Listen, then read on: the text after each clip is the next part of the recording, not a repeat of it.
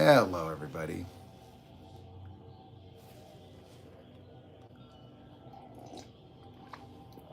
One thing I have to do is I have to remain very hydrated.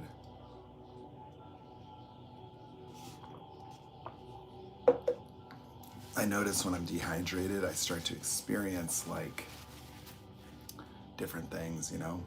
Hello, everyone. Happy Saturday.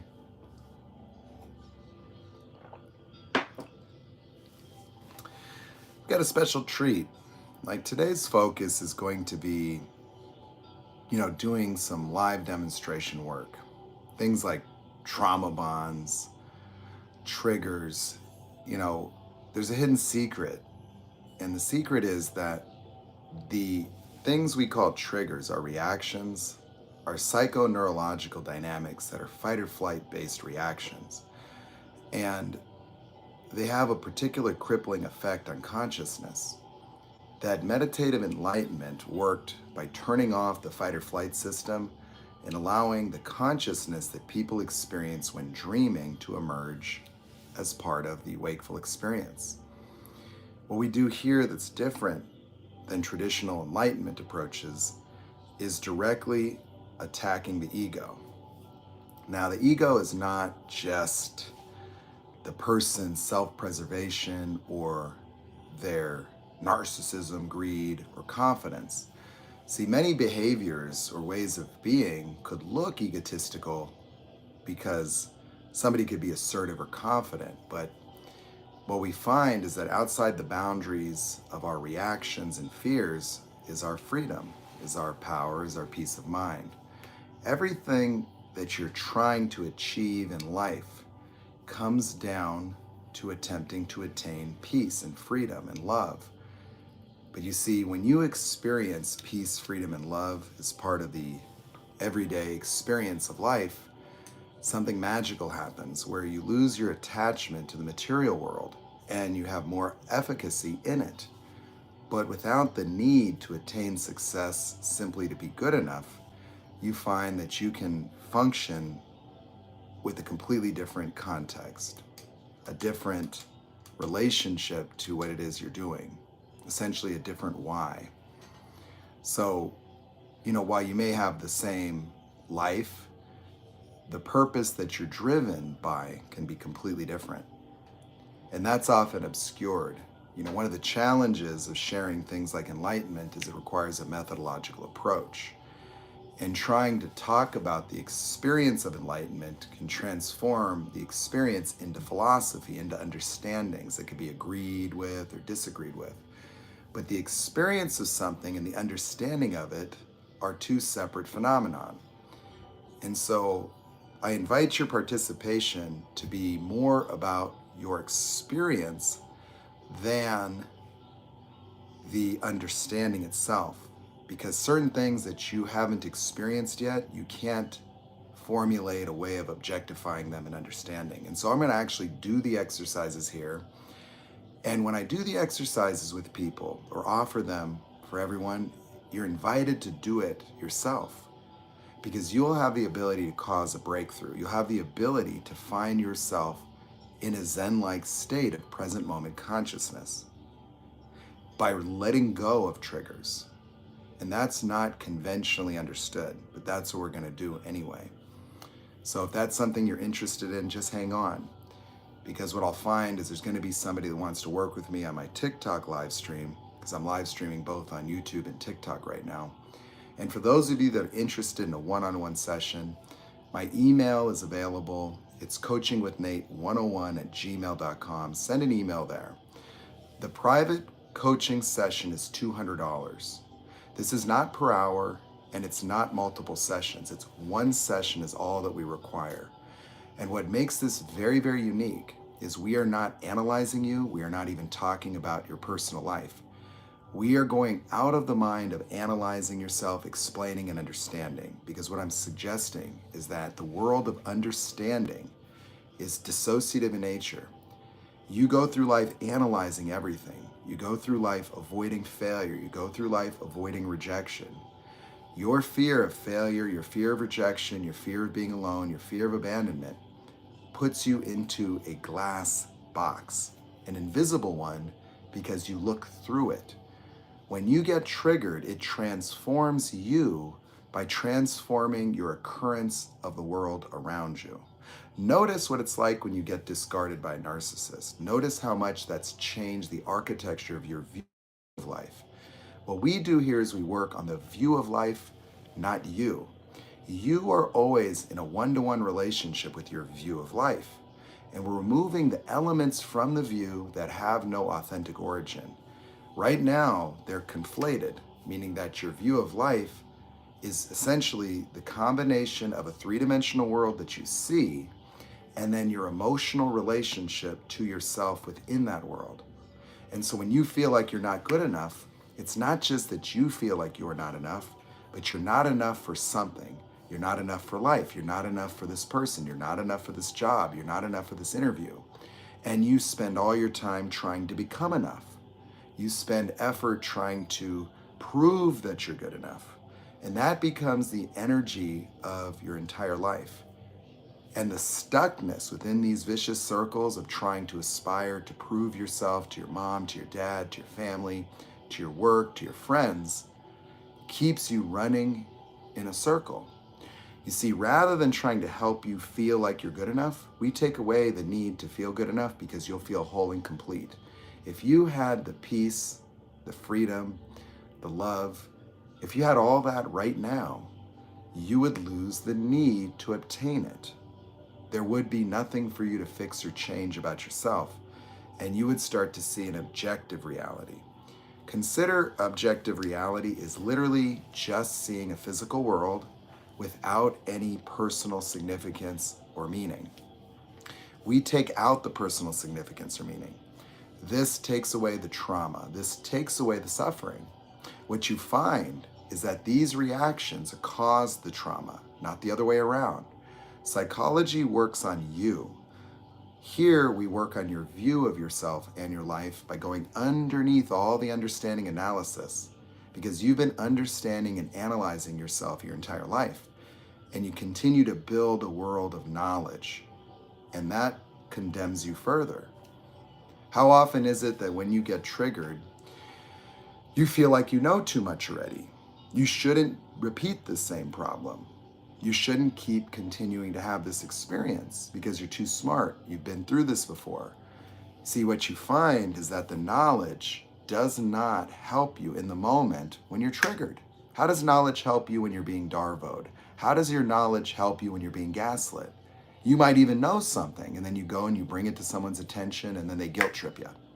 And then you get sucked into this experience of guilt, and you lose sight of whatever it was that you're dealing with. See, the fight or flight reaction changes the architecture of your intellect. It reduces your awareness. It causes confusion and dissociation. And so as you analyze life, and the more analytical you become, the more stuck you become in your head. You're looking for something's wrong with you. You see, so when you're in this emergency state, when you're in fight or flight, all you're trying to do is escape this emergency experience, and you'll do whatever it takes to get out of the guilt. You'll do whatever it takes to get out of the confusion, and you keep going back.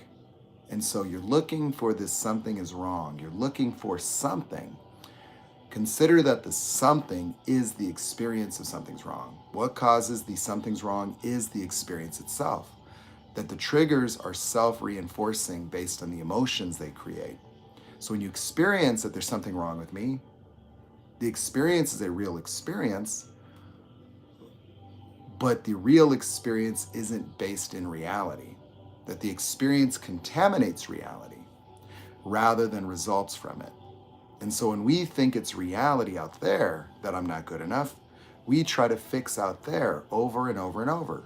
We try to get better grades, we try to get a promotion, we try to change our body, we try to make someone happy. Because the fight or flight reaction objectifies you, where you become the not good enough. You become the abandoned, you become the reject, you become the failure, and then you're convinced you need to do something about it. Well, here we don't do that. Here we don't embody those distinctions. We see them as separate. We say, you know what? We're giving it up.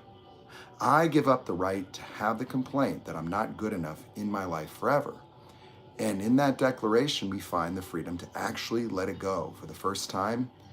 And that's like putting a stake through the heart of Dracula. Consider the experience of being not good enough is the basis of your trauma, not the result.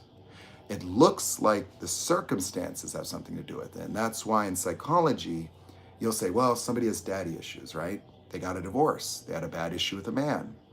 Well, this experience of being abandoned, this experience there's something wrong with me, this experience of not good enough will be connected to whatever caused the trigger.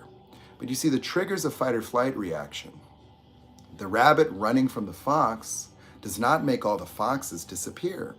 When you attack the not good enough to make yourself good enough again, you actually live in this illusion that if you keep doing that, you're just going to become good enough permanently. And so you have to visualize future goals in this perfect world. You create perfect worlds in your imagination as the way to avoid triggering yourself when you use your imagination to set the goal. So you set unrealistic goals by creating yourself as a perfect person as a result of the promotion, as a result of the new car, as a result of the house, as a result of the love relationship. And so your fantasy futures always fail. Because when you get the attainment of something or fail to get it, you're in this future, and many of you have many of the things that you once thought would make you happy. But what happened? Well, you got the promotion. We celebrated that. Then you went to work on Monday, and it's like you're a freshman all over again. And you keep wanting some new future. And that new future, it's like a Ponzi scheme. You keep investing in it, and you get things, and then those things, now you have to maintain them. So if it's money, if it's a house, if it's a business, now you're running on a treadmill because your identity is stuck maintaining the things. Because guess what? If you lost the money, you lost the house, your wife will leave.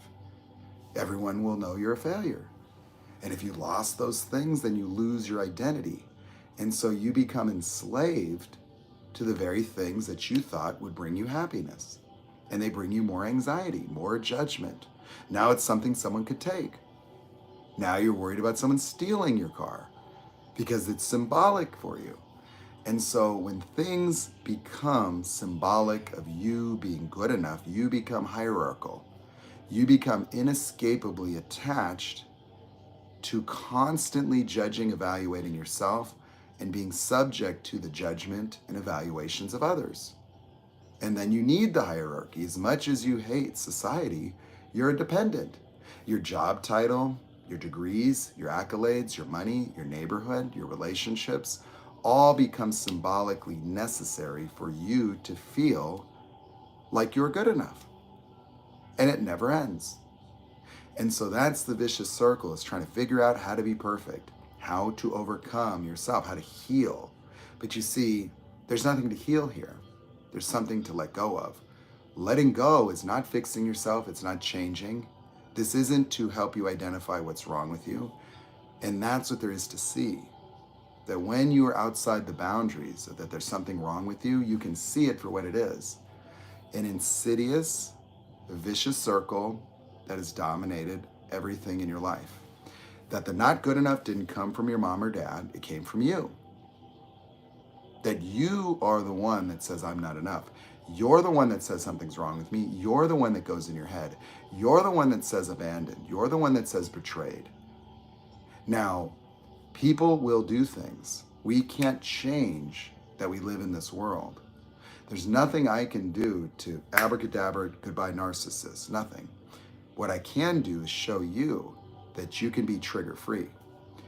And what would that be like if you couldn't be Darvoed? What would it be like if you did not fear failure? What would it be like if you didn't fear rejection? How much freedom would that be?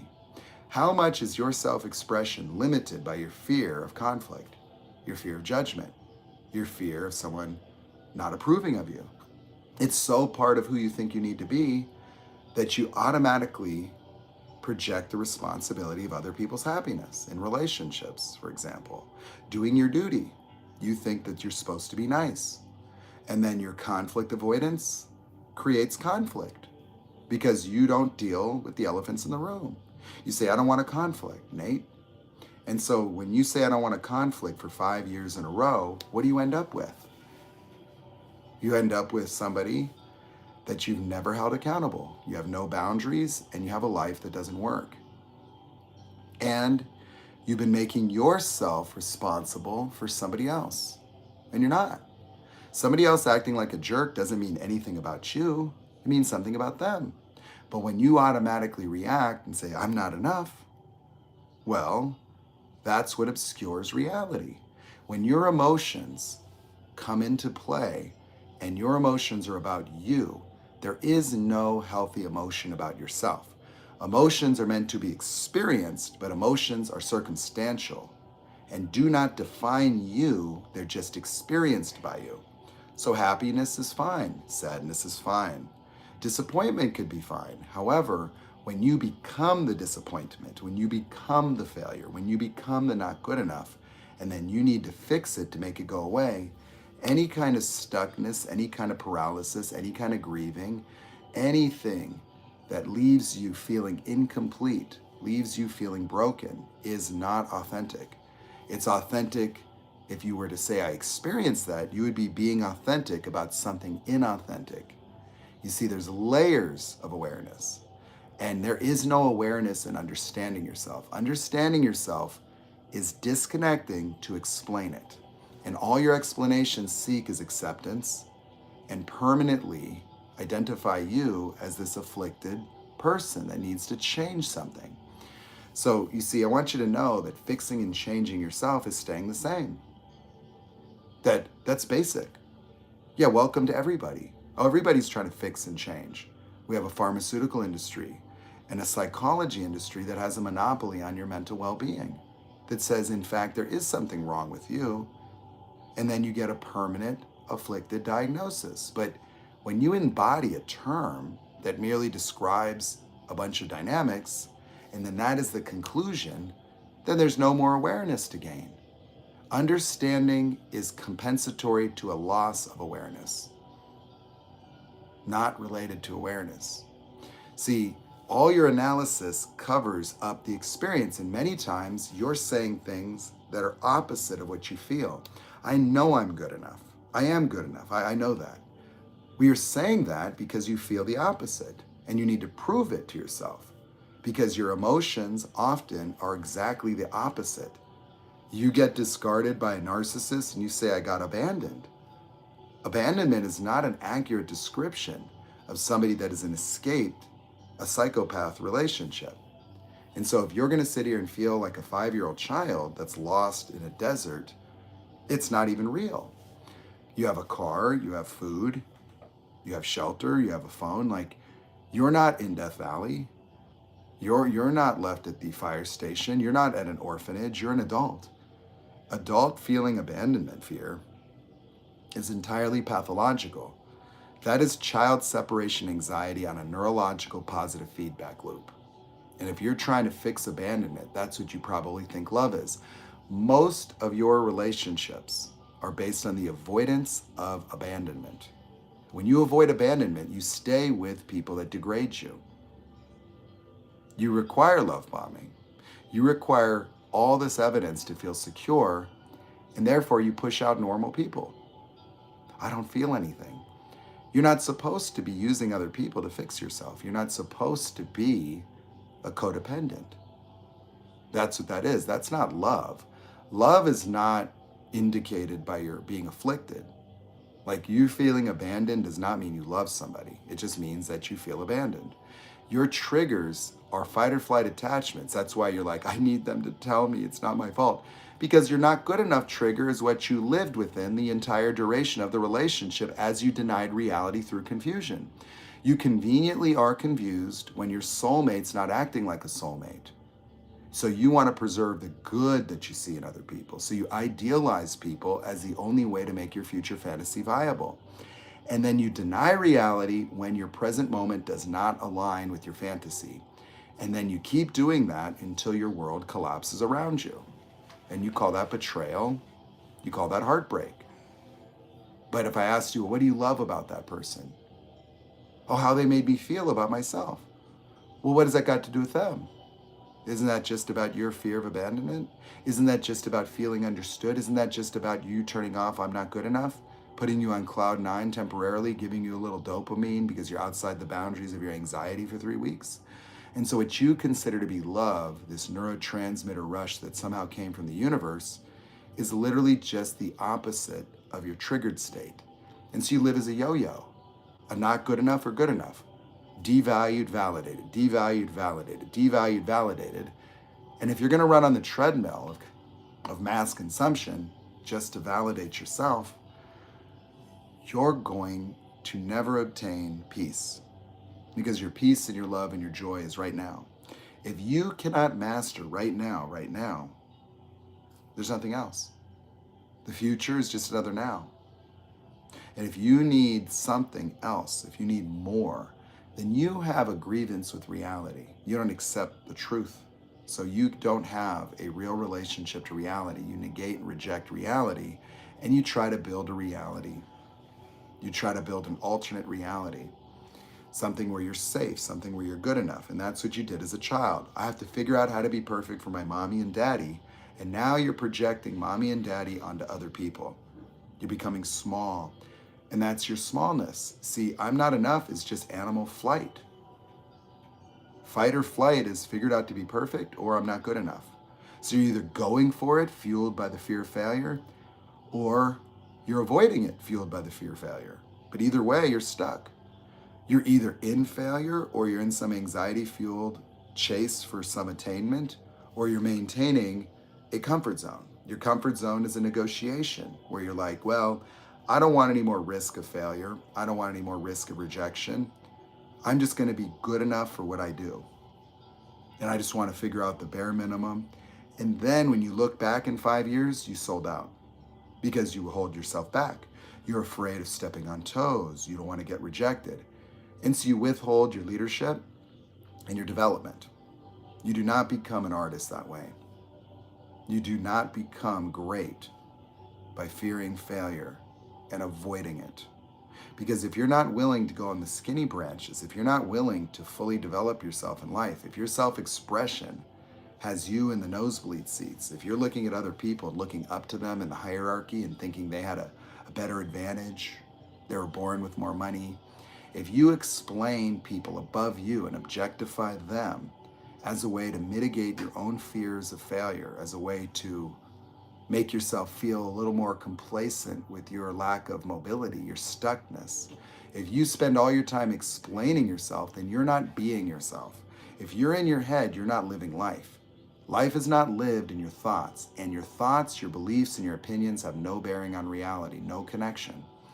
Everybody falls short of consciousness by analyzing life, by living in their head and narrating life.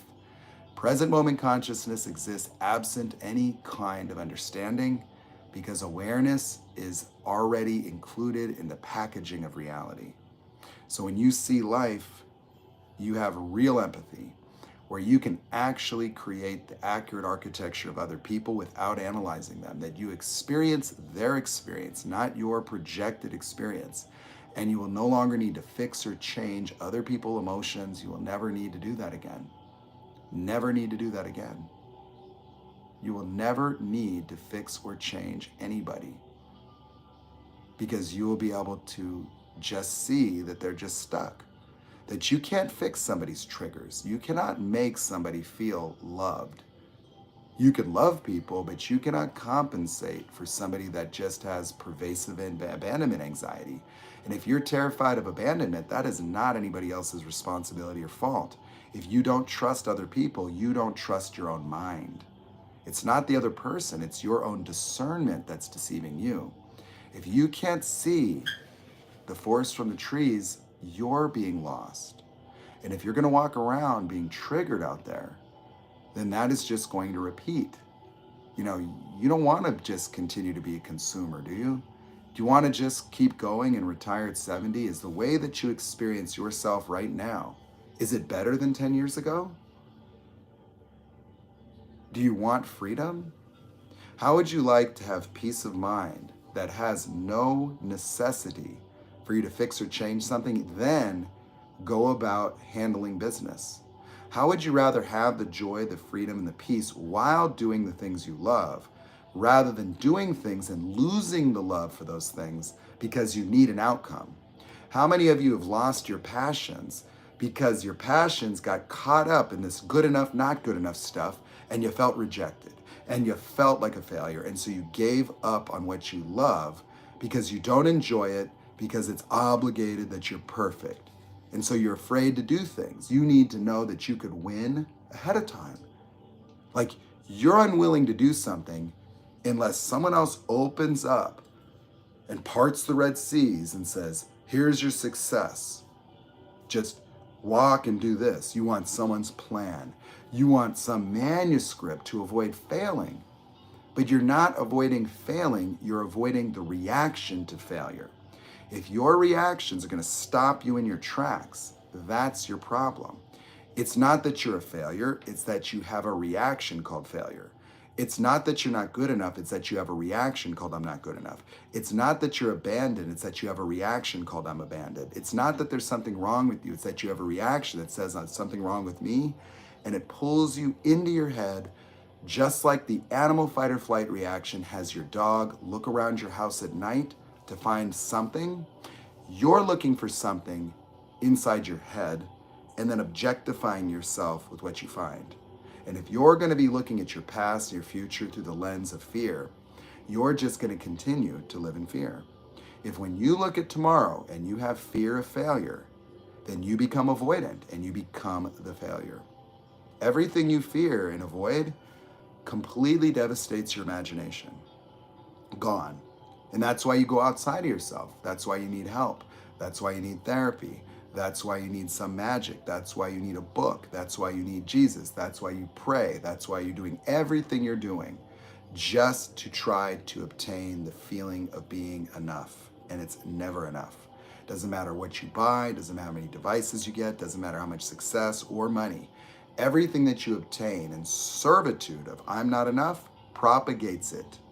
You validate the experience of gaslighting yourself by cattle prodding yourself to go through the hurdles that you invented. You see, your fears come from you only. You project them. You fear rejection, you go into fight or flight. You walk up nervous as if you're approaching a tiger. And then you start fumbling or telling corny jokes and you pressure the other person without knowing it.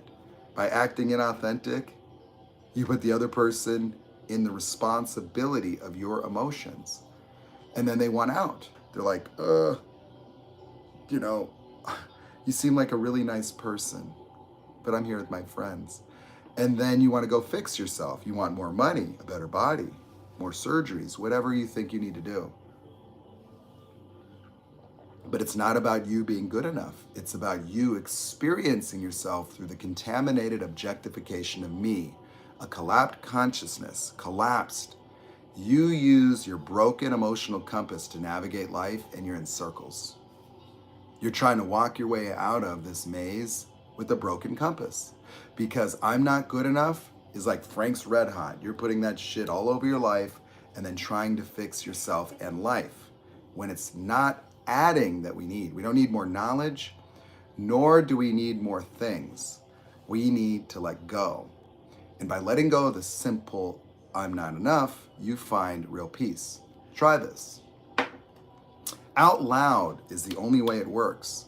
I give up the right to have the complaint that I'm not good enough in my life forever. I give up the right to have the complaint that I'm not good enough in my life forever. Say it out loud. It's not a belief, it's not an affirmation, it is a momentary declaration of letting it go. This isn't a test. You need to master right now.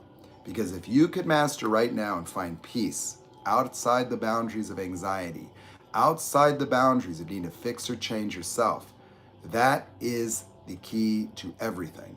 You only exist in the moment. You don't exist in the past, nor do you exist in the future. You exist now. The future is something you imagine, just like the past, neither of which have any bearing on who you're being now. But you're beingness right now is based on the future you keep projecting. If you're depressed, if you're down, if you're stressed, if you're anxious, your anxiety is caused by these fears, which are fight or flight based reactions that create anxiety. It literally reduces oxygen to your cerebral cortex and your stomach. It creates ulcers. It reduces the size of the frontal lobe of a psychopath because the autonomic nervous system regulates cerebral brain flow for blood just like the body. And so when your stomach is cut off from oxygen, it can't heal as fast and you get ulcers.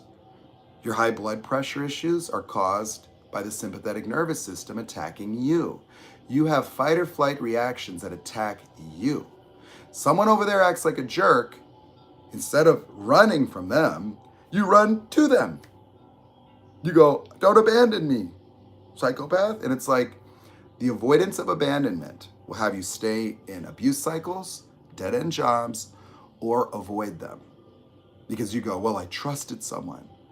No. If you have to trust someone, you already don't trust yourself. That's it.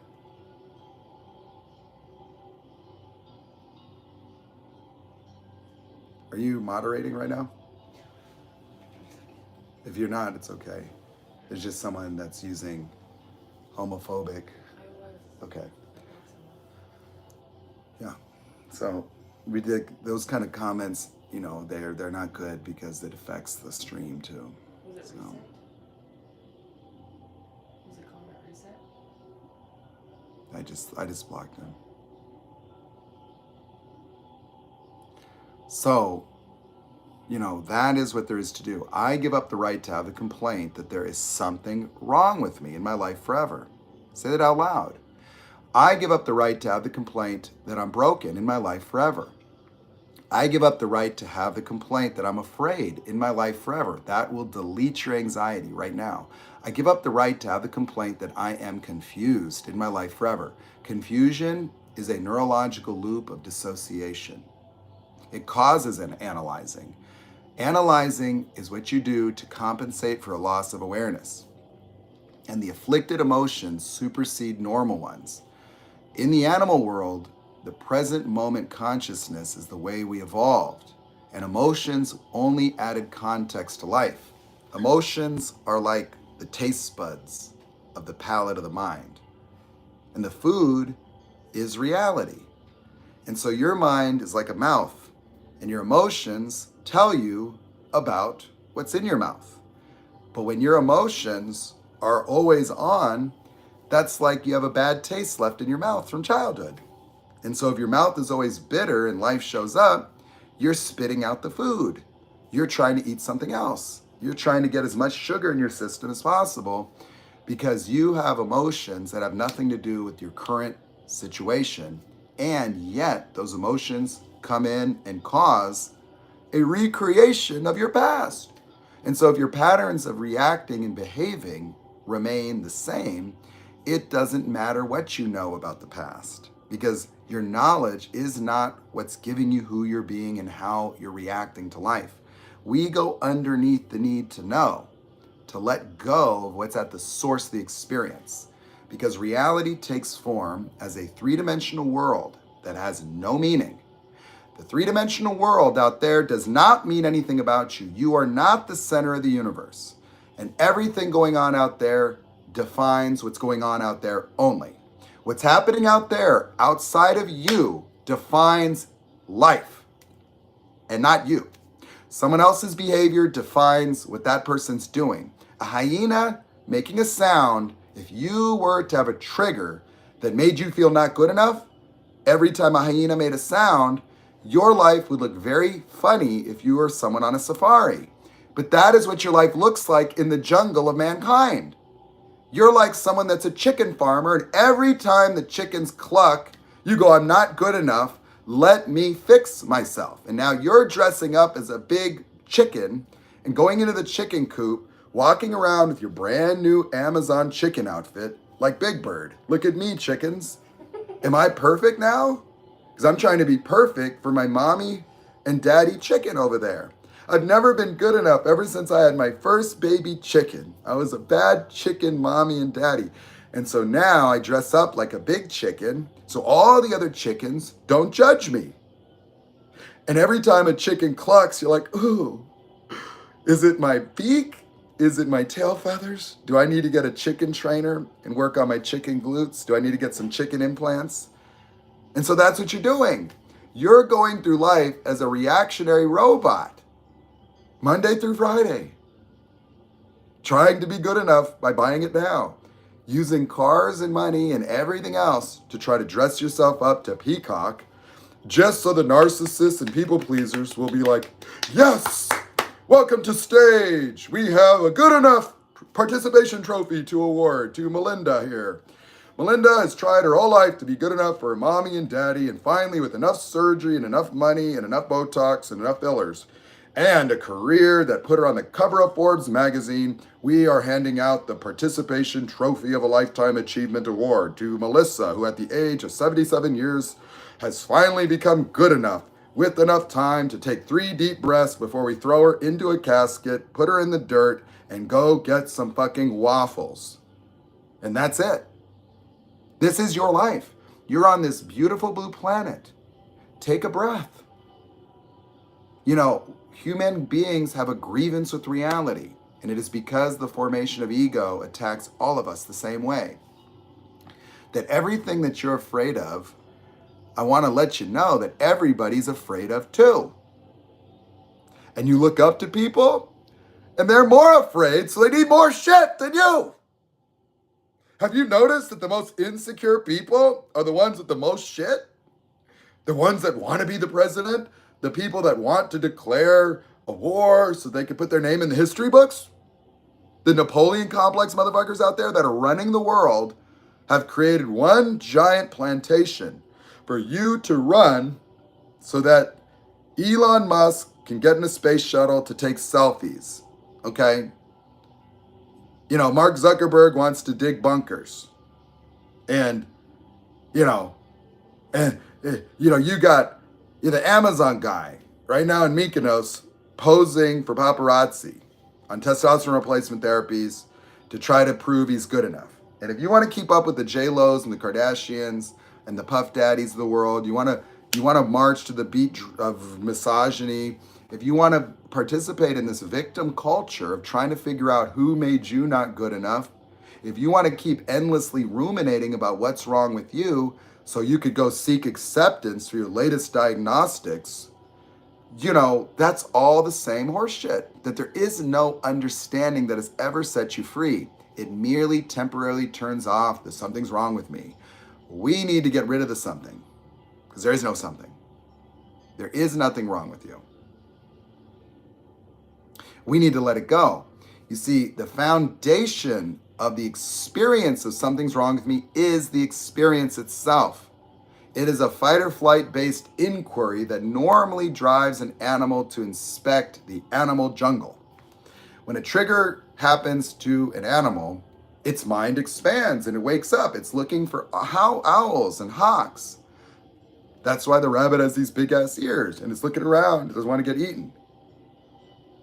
And what do? You look around inside your head and then you put your little inner child into Bird Box and you're just like, here, let's relive this narc abuse relationship, shall we? To find out what we did wrong that explains a major mental illness, because it could be our fault, so we could get hoovered again to make the abandonment go away. And so you experience the mentality of a young child, because the neurological reality of the age in which the ego was born is what emerges emotionally, because that's how the fight or flight works, is it recalls a neurological pattern that existed during the genesis of the formation of a fight or flight. Your fight or flight system is programmed against you. It starts with something's wrong with me, and then not good enough is the basis of everything you do. You live in a vicious circle called I need to figure out how to be perfect. Now, being perfect is not a Ken doll for everybody. It is situationally perfect, because perfect is merely just whatever it takes to be good enough, and good enough is just the escape from the anxiety of abandonment. And so disappointing other people is something that you are terrified of. You fear disappointment like death. So now we're going to turn our attention to doing some coaching work. So I'm going to put up some stuff here. Okay, let's see what we got here. Okay.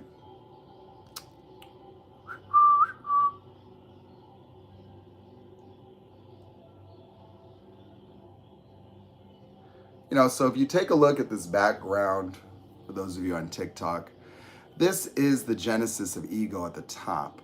The two giant circles represent objective reality on the left, subjective interpretation on the right.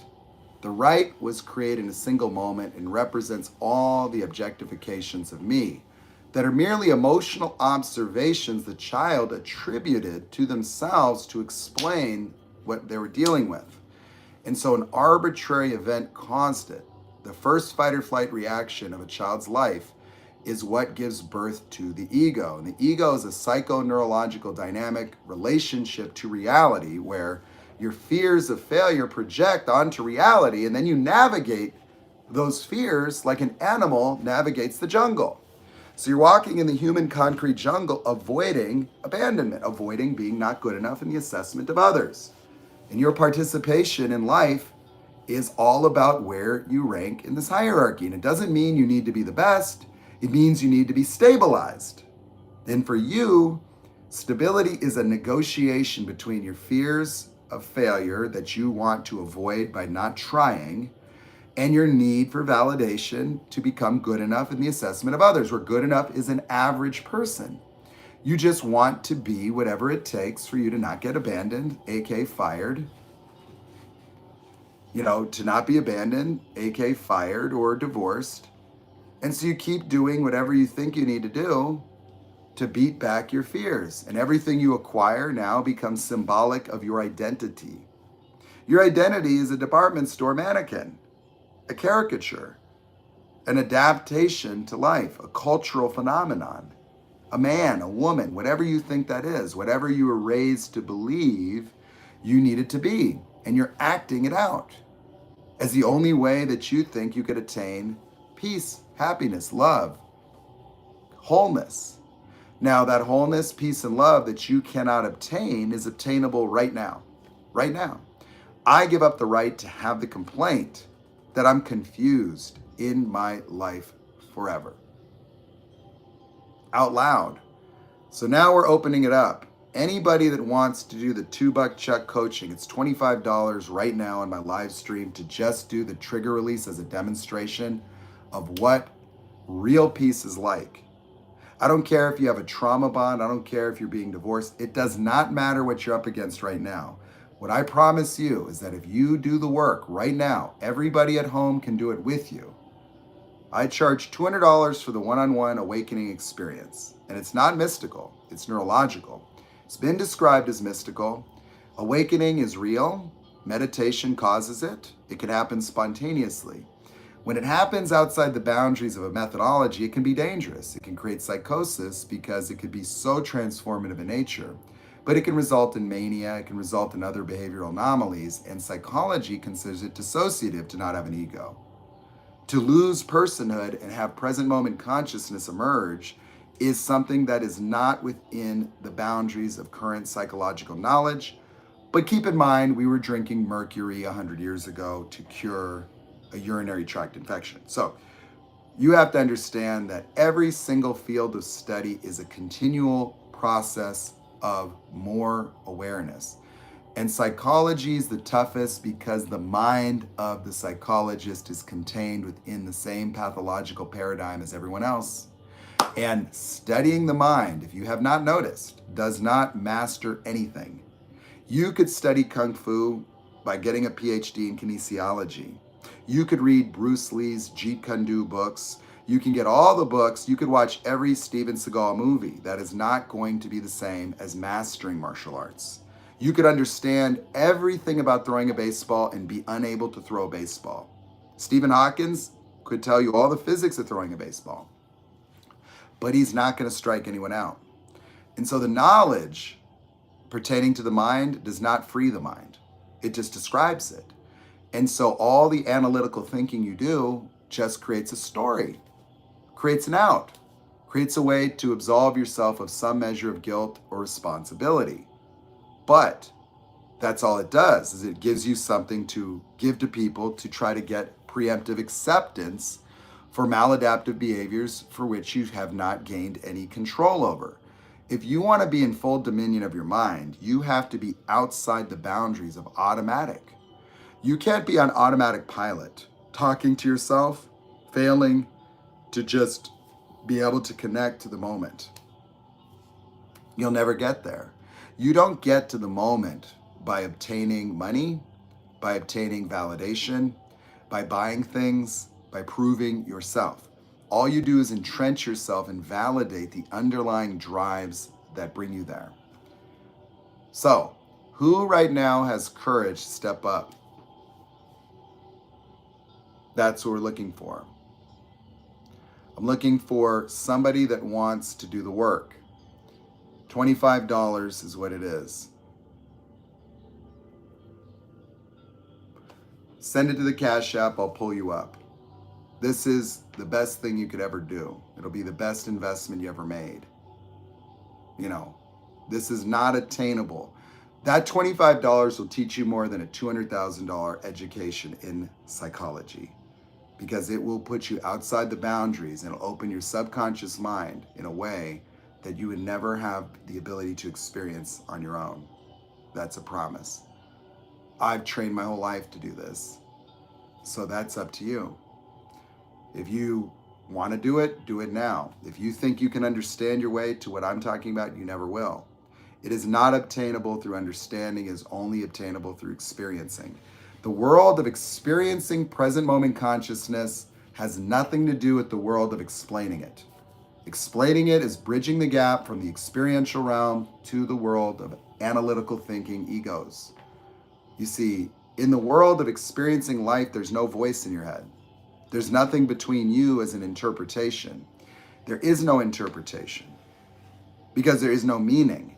You see, when you live in a reality where the circumstances of your life have no meaning about you, it doesn't mean they don't mean things to you. You know, you may want things in life, but you see, the attainment has no impact other than you got it or you didn't. And so you don't get devastated by life because it doesn't mean anything about you. Your devastations are triggers. I'm not good enough. I'm a failure. And you spend all your energy trying to avoid that. If you're looking to escape that, that's what we do right now. Right now. If you want to do the full coaching, I'll do $75 rather than $200. It takes 1 to 3 hours. But I'm going to develop a website. I'm going to put all the coaching forms up there. Every single piece of knowledge is absolutely available. I give it away for free. Anything, there is no secret to it. The methodology is very clear, cut and dry, and simple.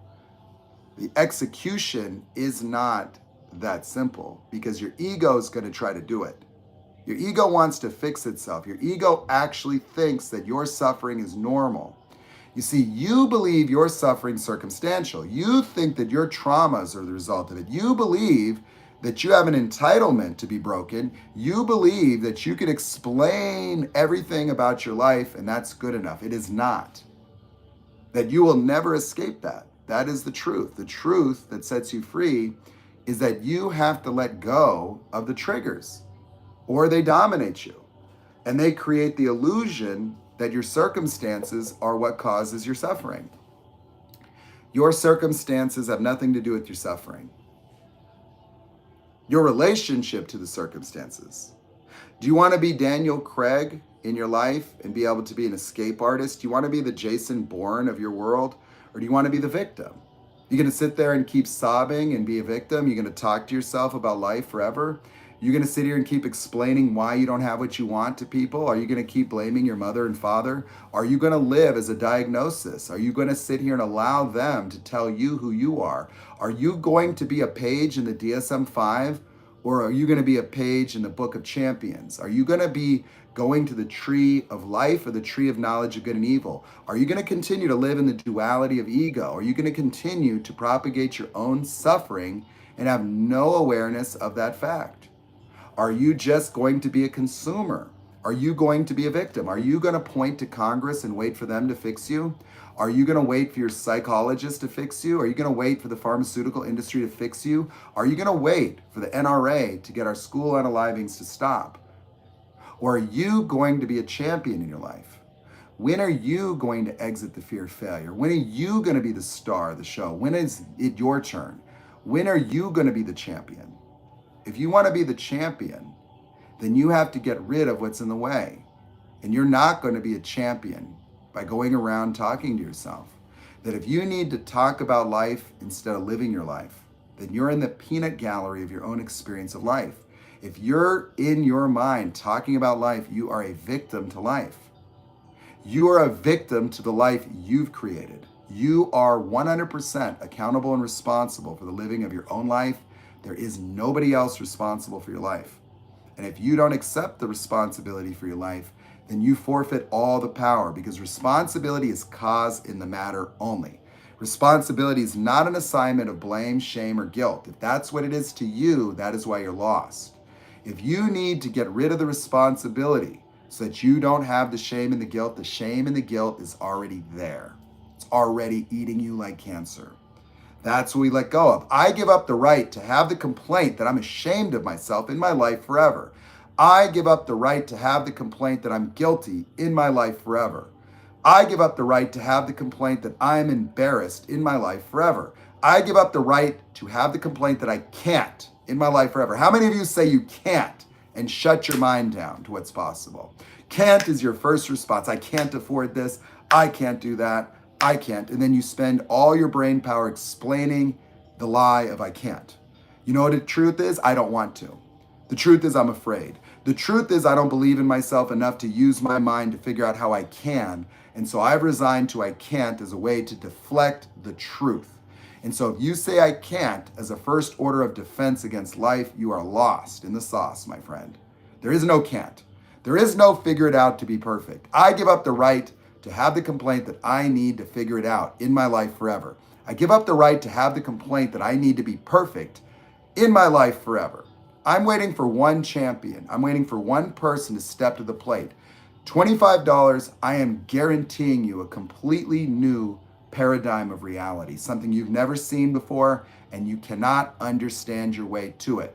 Understanding is the Chinese finger trap of allowing a talking voice in your head that is the equivalent of somebody pushing a shopping cart down Redondo Boulevard telling you about your life.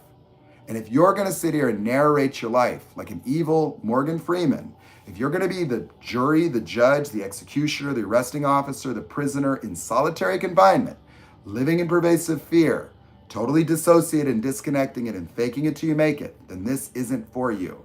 If you've already resigned to giving up on yourself and you don't have the courage to let it go, then this isn't what we're doing here. This is for the people that want something well beyond the ordinary. Well beyond the ordinary. Well beyond the ordinary. That there is nothing to fear but fear itself. This isn't about being perfect. This isn't about fixing what's broken. This isn't about letting go of all your emotions. This is about normalizing your emotions. You see, emotions are what add context to reality. Emotions are what inform animals of their current circumstances. If your emotions are not doing that effectively, then you're going to suffer. That if your emotions tell you I'm not good enough every time somebody acts a particular way, if you are avoiding failure and disappointing people, if you're terrified of saying no, if your self-expression does not enable you to stand on the mountaintop yet, if you don't understand where people get confidence to do that, if your lack of confidence is stopping you in life, this is what you need. Because guess what? When the fear of failure is gone, you don't need confidence where you're going. Because there's no fear to overcome. You don't have to believe in yourself when there's no hurdle. You don't need to jump when someone says to, because you don't have the reactions.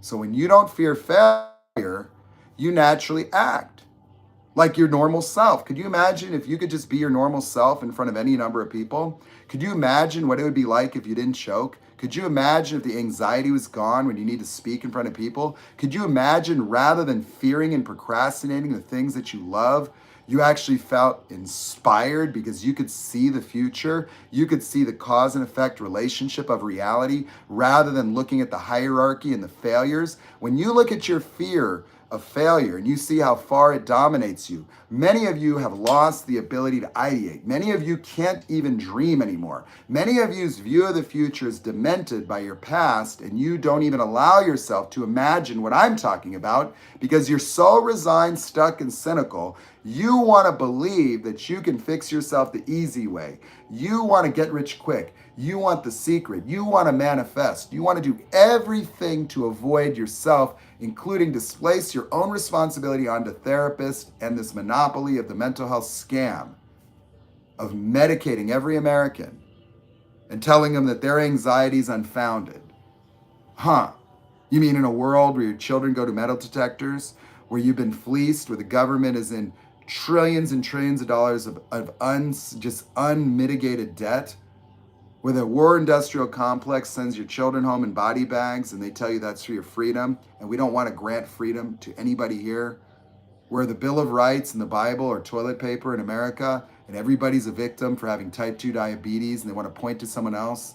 Do you want to be a victim in a victim culture that takes everything from you and gives you nothing in return? Do you want to be holding the bag? Or do you want to be a leader in what's next? Is this going to be the purge? Or is this going to be the awakening for you? What side are you on? Are you going to be on the side of broken cowards that need to blame other people? Do you need to continue to blame your mother and father for the outcome of your life? You don't give them the same humanity you demand from other people. So you want to blame other people for the way you are, but then you take no responsibility for your impact on others? So who gets to blame you then? Your children? Where does this generational trauma horseshit stop?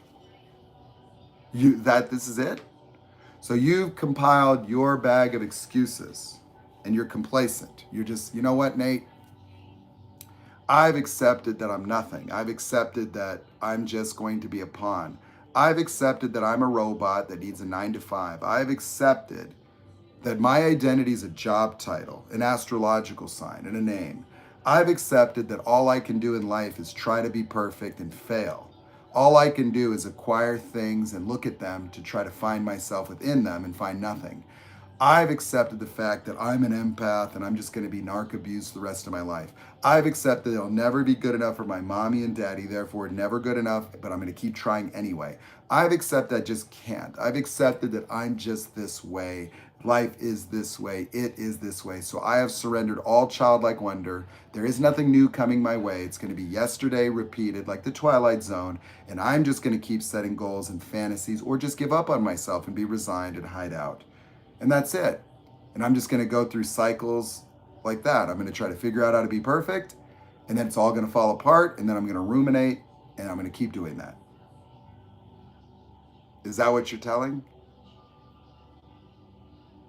So who's there? We've got all the people watching. Who's going to click guest? Who's going to do the work? That's the question. And what would stop you? You think you know something I don't know? You think that you got it figured out, that you're just going to keep doing your thing? You don't want to let go right now? You don't want freedom right now? You don't want to give up the fear of failure? You don't want to give up the fear of abandonment? You don't want to give up the confusion, the anxiety? You don't want to exist outside that? You don't want to find present moment consciousness right now? The only time you'll ever find it is now? There's not a better opportunity to find that now. You're not going to find it in therapy. You're not going to find it online. You're not going to find it, on Amazon. So you'll find it here because it's now.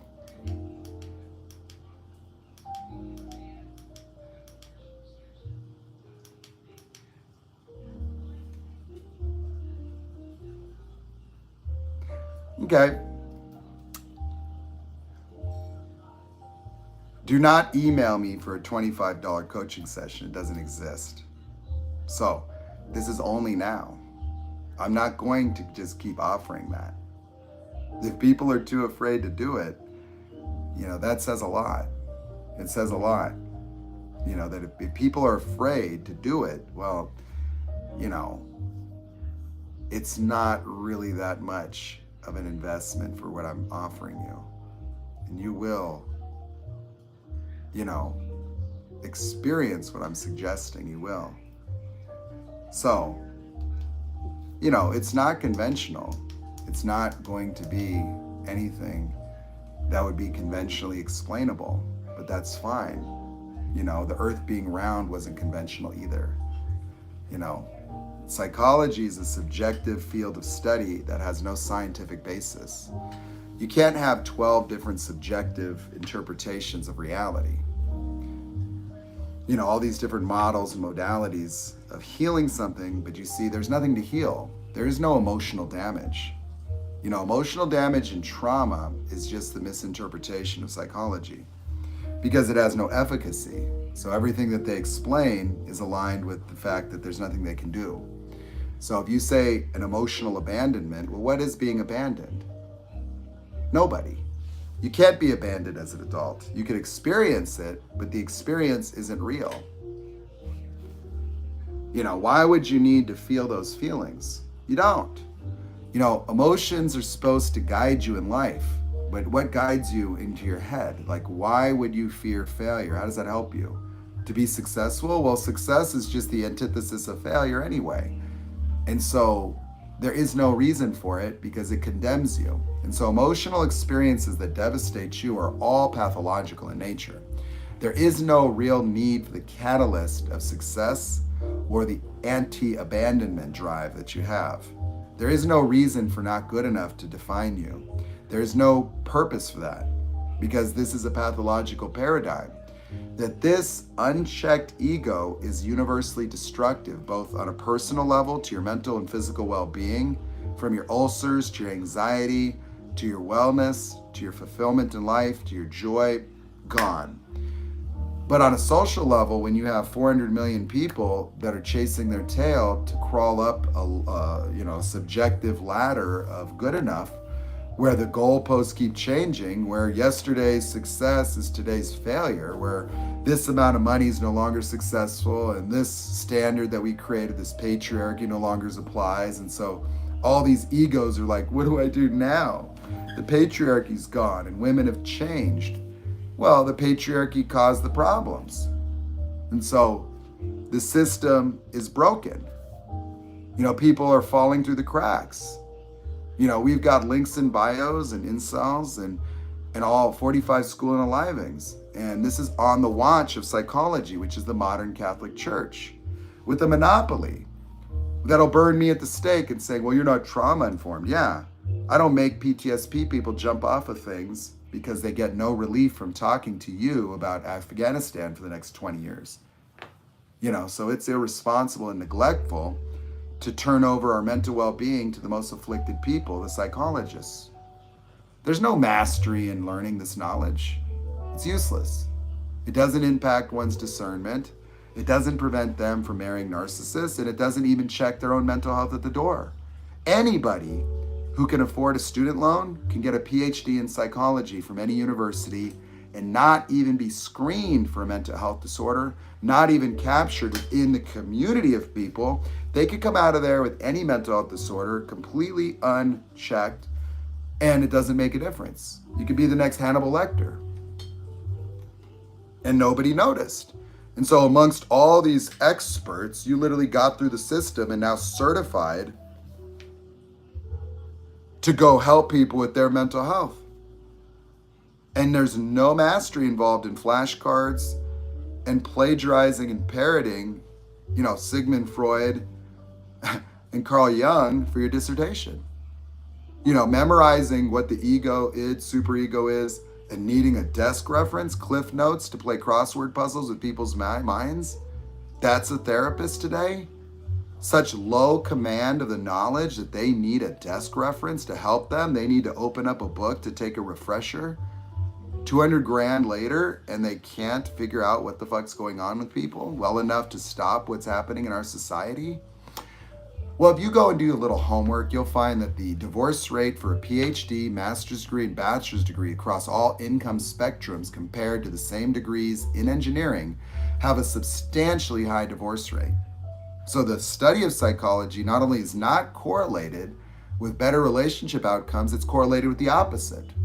And so the knowledge has no material impact on the living of life. Insects don't use knowledge to reproduce. Peacocks don't use knowledge. Penguins pair bond for life. Bears protect their cubs and don't create narcissistic bears. That this whole mental health scam is all an ego-driven, nonsensical, idiotic approach to mental well-being that violates everything we found in the East, that meditation produced enlightenment. And I'm telling you that enlightenment is neurologically normal, and so-called neurodivergent children that are being stigmatized are more normal than ego-based hierarchy bully children that are easy to homogenize an education system to produce mindless consumers that get diabetes and chase their tail trying to keep up with Kardashians, listening to misogynistic music, and trying to emulate the Andrew Tates and the Trumps of the world.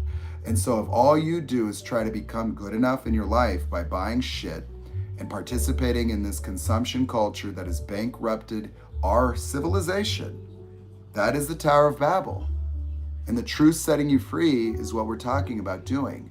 I'm telling you that the teachings of the East, the teachings of the Bible, are the most accurate approach to the human experience.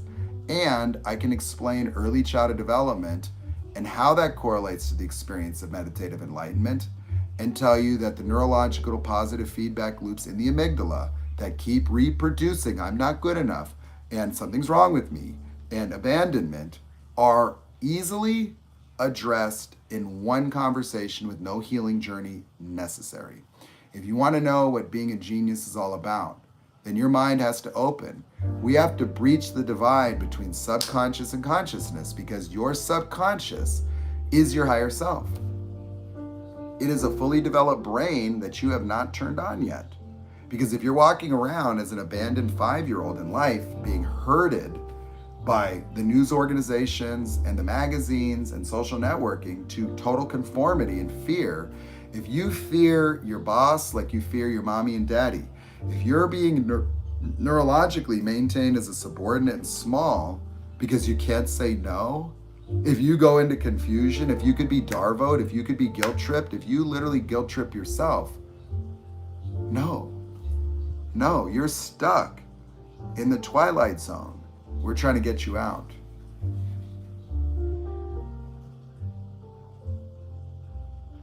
Well, you see, knowing that you don't need validation doesn't mean a difference, because, you see, it's not even you. It's an ego that needs it. And money is validation. You don't even, like, validation is not praise. Validation is the verification of your version of reality. And so you may not think you're a validation seeker when you're talking about your feelings with people. You see, you want acceptance for your version of events. When you are confused and you're looking just for some advice from somebody, that is validation, because you're unsure of reality. Validation is not praising you, because you don't praise a victim, and when you celebrate somebody like an Oscar winning, that's validation. Validation is the verification of your current state of being. When you do a good job at work, that's validation. When you get paid, that's validation.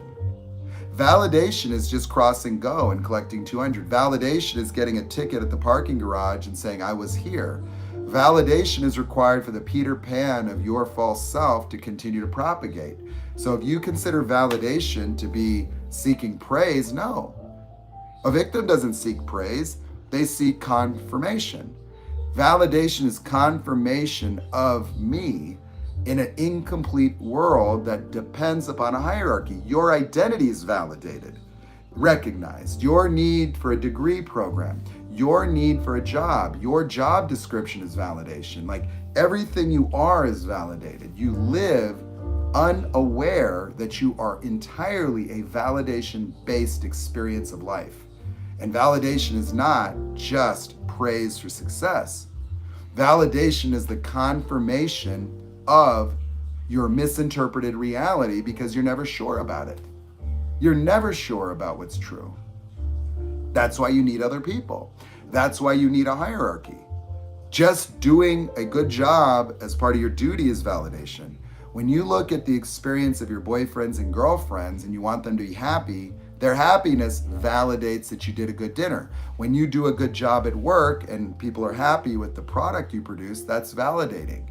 Because if they weren't happy with it, then you would feel crushed. So you are an endless validation seeker. And if you point at someone else and say they should realize they don't need validation, then that is even validating you right now. You're validating yourself as some intellectual superior, failing to realize the hypocrisy of asserting that you have some awareness, superseding everyone else, because everybody knows that already. Everybody already knows that. Everybody knows you need to love yourself first. Everybody already knows I don't need validation. No, you need oxygen, water, and to wash your underwear. And so you may not occur to yourself as needing validation, but that not needing validation needs to be validated. That's why you said it. So you're saying, look at me, I don't need validation. So validate that I don't need validation. Yeah. Some of you like ironic styles where there's a style of no style. So I dress different from other people. And so your whole ego is only in existence due to validation. The verification of the Peter Pan of your little ego is people actually identifying it. Meaning like, hey, there he is. This is Craig, our engineer. Craig, the engineer, that's validating you as the engineer. Hey, this is the guy responsible for what we did last week. Just acknowledging the existence of yourself within the boundaries of the descriptions that you embody, you are a completely validated machine only. The entire experience of personhood is an ego. The ego is the continuity between an external reality and the surviving being within it. You are always who you experience needing to be, and the reason why what I do is so difficult to sell to you, because you don't see a need for it, because you think you're being what you need to be for your version of reality. But you see, you don't understand that I don't deal with fixing and changing you. We take the stops, we pull the hurdles out, we take all the not good enoughs away. You wake up without the fear of failure, and you don't even know right now, like some of you are so inauthentic that you can't even talk to me without the fear and anxiety taking you over, and you think that's who you are. You have defined yourself based on the boundaries of your own triggers. I can't do this, I can do that, I know myself to be this way. Everything you know about yourself is a validation requirement of others.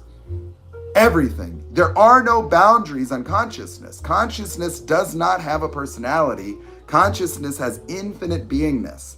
Your personality is a synaptic reaction to life, where you're strong because you feel weak. You're nice so you can be good enough and avoid conflict. Like everything about you, you have a very rigid reality. Complete entrapment and stuckness, because if you have not reached the upper echelon of self-expression and creativity, if your mind is not completely open and you can't just create from nothing, if you think about tomorrow and you have anxiety about it, if you're still chasing and pursuing goals for the attainment of something, security socially, if you have anxiety at all in life, then you're not free. Anxiety is a neurological positive feedback loop in the amygdala. Protein? Yeah, and maybe just water and coffee. That's it. So you have to understand that validation is not a sign of weakness. And being understanding of the lack of needing validation has nothing to do with the experience itself. That what you come to understand and believe is always contrary to what you experience. I want you to notice that. You will know that you're good enough, but you still experience the threat of being not enough. You see, you have to understand that all the analysis and understanding you do is often trying to counteract your emotional dynamics. Understanding what I'm saying is useless to you. I mean that. Absolutely imperative that you understand that you can't understand this and have it make a difference. You do the work to free yourself from it or you don't, but you're not going to get it because this is the equivalent of Zen meditation. Meaning, when we attack the reactionary dynamics, when you let them go, you remove a hidden cognitive boundary between your present moment awareness and the subconscious mind. You start to normalize yourself emotionally. At the end of letting go of the triggers, you will have nothing in your space. You'll experience the Zen-like distinction that they call everything nothing, where everything is a way to be in this world is apparent to you now. And there's nothing in your space. There is no more emotion of self. Any emotion that you experience that defines you is an abnormal positive feedback loop that is anxiety and adrenaline fueled. And if you have any suffering, any stuckness at all, the fool's gold of psychology is their Kool-Aid. Their Kool-Aid is that, yes, there is something wrong with you and here's your diagnosis. If you embody a diagnosis, that is wrong. Consider a diagnosis a link to a Wikipedia. It is not you. It is literally just a description of experiential phenomenon. But when you take it on as you give it permanence. You embody it. You use it to justify. You actually use it as part of the architecture of your self-explanations.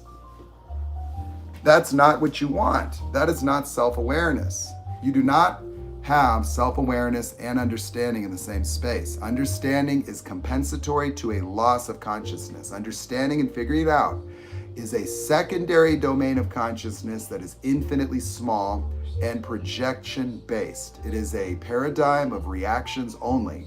It dominates your future, dominates your past, and it puts you in pervasive patterns of fear that keep you small.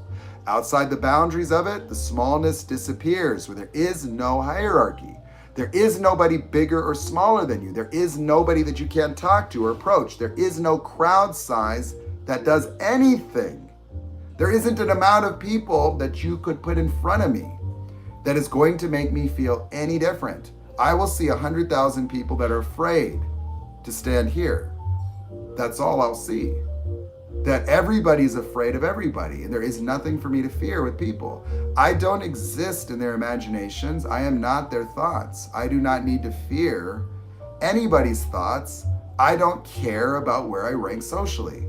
I'm out of the hierarchy. It's useless.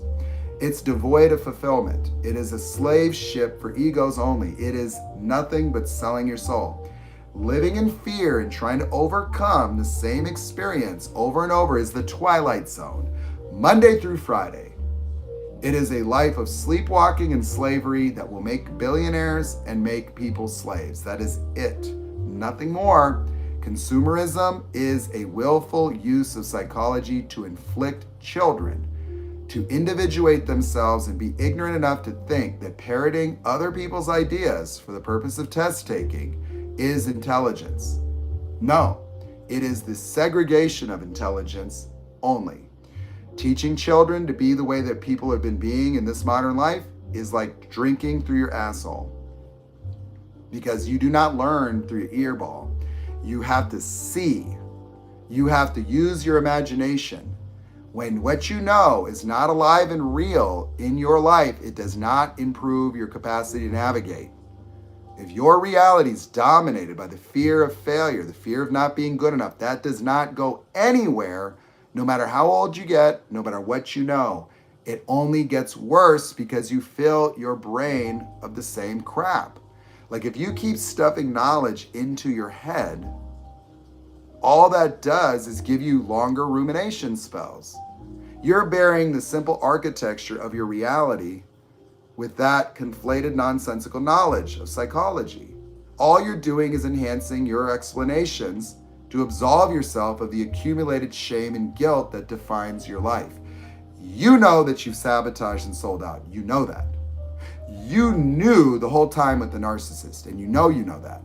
And that's why you feel yucky going around talking about your trauma bond and dopamine, and that's why you form groups like cults of victim movements. The narc abuse survival community is a religious cult as far as I'm concerned, because it says things like victim blaming, because it's at least half covert narcissists in there. So if you can't tell a human adult that they're free to leave an abuse cycle but you could see an insect fly out, a cat would run away, a dog could leave the house, but a grown-ass woman or man can't. That's horseshit. It's bullshit. And you don't have to entertain victims. If you have a family member that chooses victimhood, that's a lifestyle.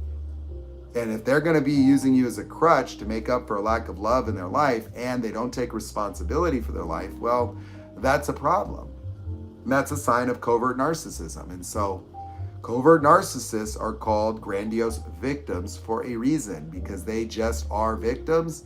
And if you fuck around and find out, they will victimize you. They will stalk me here while being abused over there. Yeah, they punish other people for caring about them, and they entitle themselves to your endless sympathy as a compensation strategy for their unwillingness to relinquish their grandiose victimhood. They need the victimhood to extract supply from other people. They talk about it so eloquently, and they become victim experts because they are a victim defense advocate for themselves to avoid the shame and guilt of total self-sabotage and betrayal. And so that is what's driving our victim culture in psychology, because a high percentage of psychologists are themselves narcissists. You know, you got all these narc celebrity psychologists that are glowing to be sitting here doing a podcast with Jada Pinkett and Will Smith. You know, the number one pioneering psychologist in this whole thing is a self-diagnosed narcissist.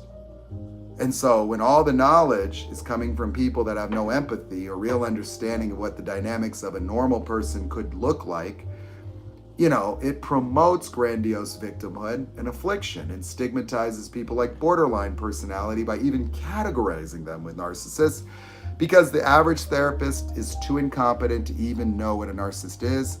A narcissist will be diagnosed with OCD, bipolar disorder, borderline personality disorder, anxiety disorder way before NPD, because they exhibit many symptoms and they don't even know what causes the disorder.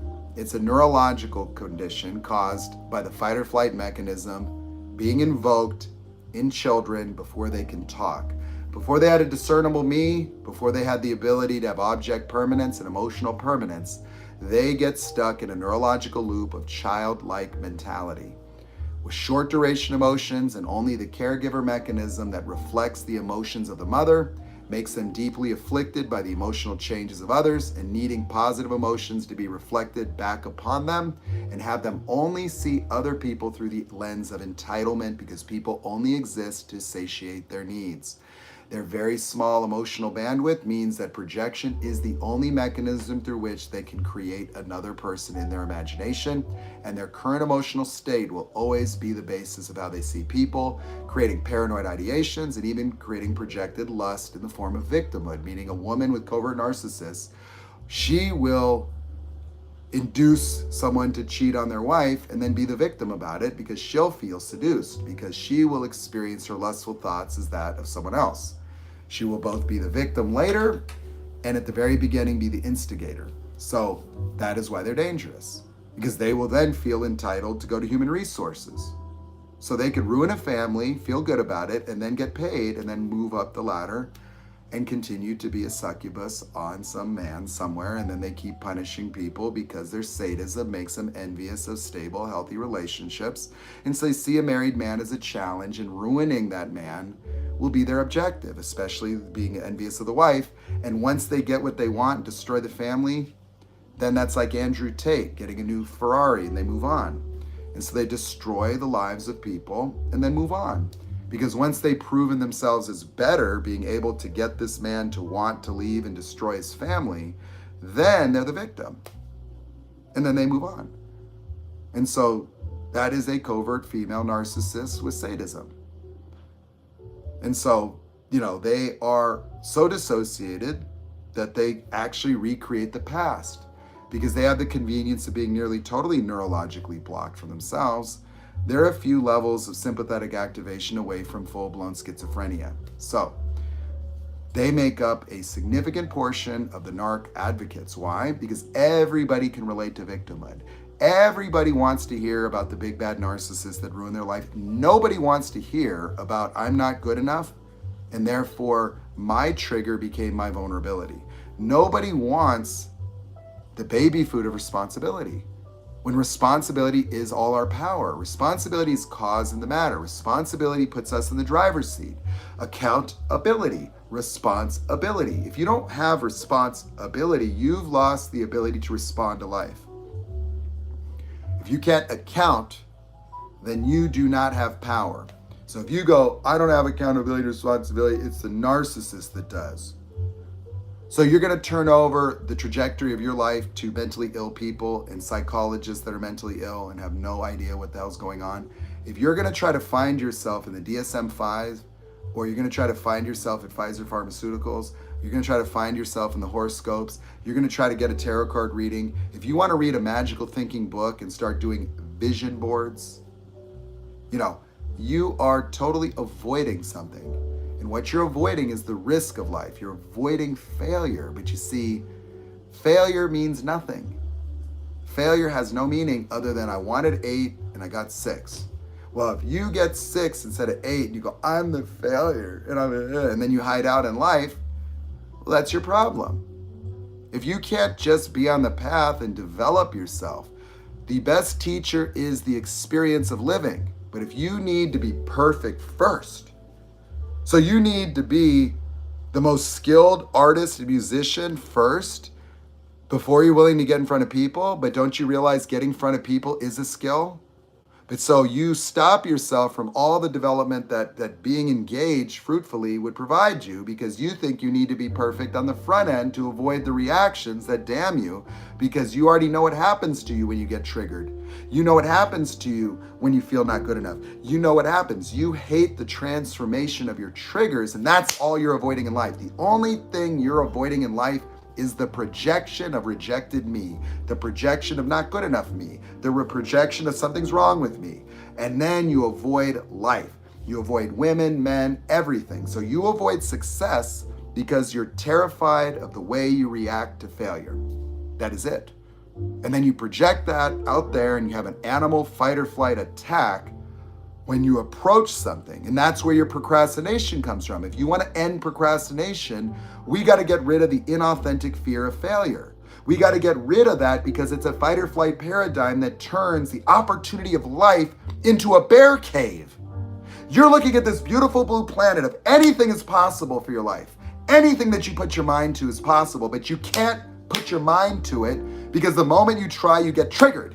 You have shut down your imagination to protect yourself from your own reactions. Your reactions exist in your imagination, and they exist as you navigate life. And if your life is a booby trap of I'm not good enough, a booby trap of rejection, a booby trap of abandonment anxiety, a booby trap of social anxiety, a booby trap of potential humiliations, then you are going to be a child and a sheep.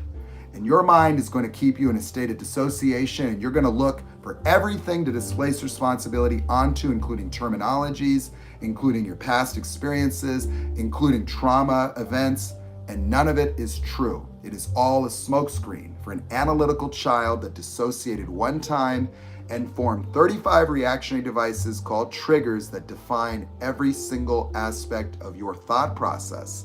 And you talking to yourself is not thinking. Talking to yourself is closer to schizophrenia than any semblance of self-awareness, because Einstein did not talk to himself. Sir Isaac Newton did not come up with everything he did by talking to himself. Mozart did not talk to themselves. Pythagoras did not talk to themselves.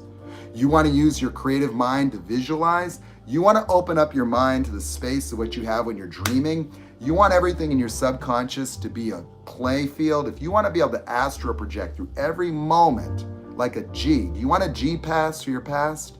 Do you want to be able to go into your childhood to pull out wisdom at will and use it in the navigation of life?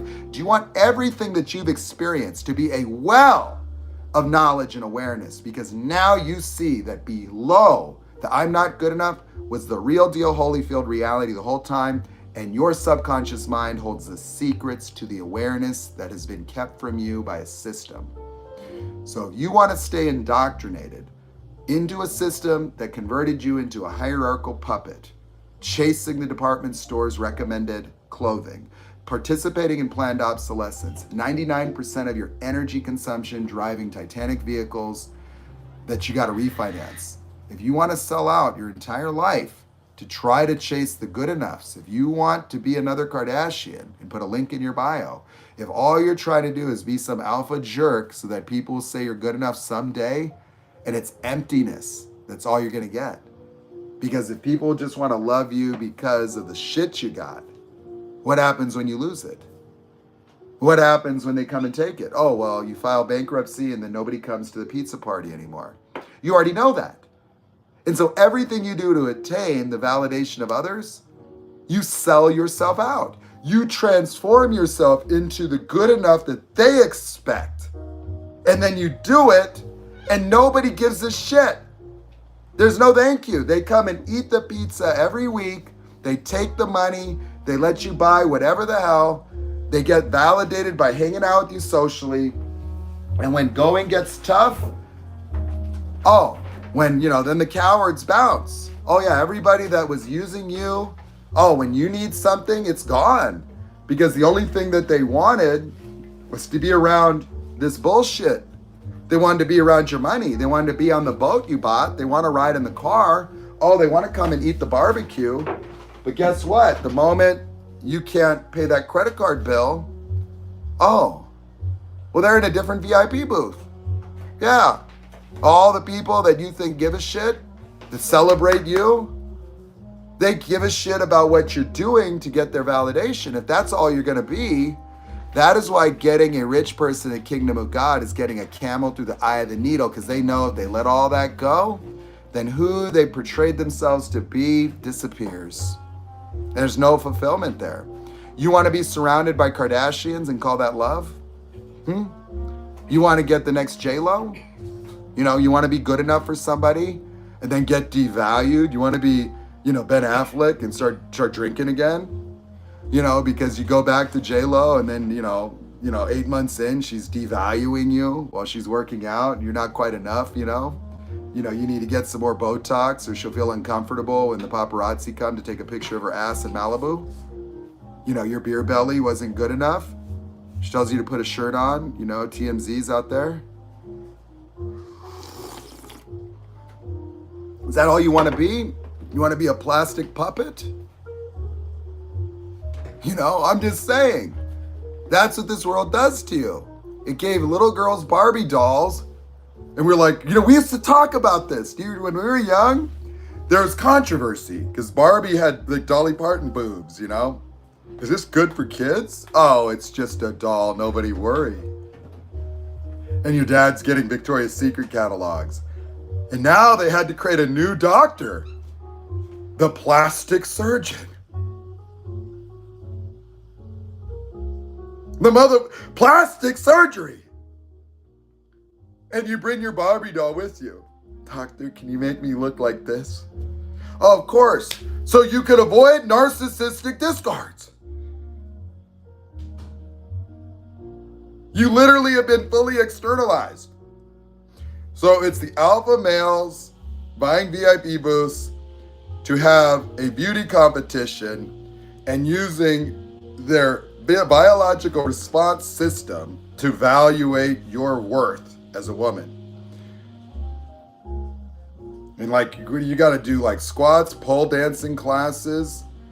You can't just have dinner. You got to do the Coyote Ugly at home now. Shit. You might as well just get a stripper pole at your house. Shit. It went from Victoria's Secret model to Jenna Jameson over fucking night. What the fuck? It first started off with squats and fitness. Then it started getting a little risque, where you're just looking at butt cheeks and a fucking Buddhist quote.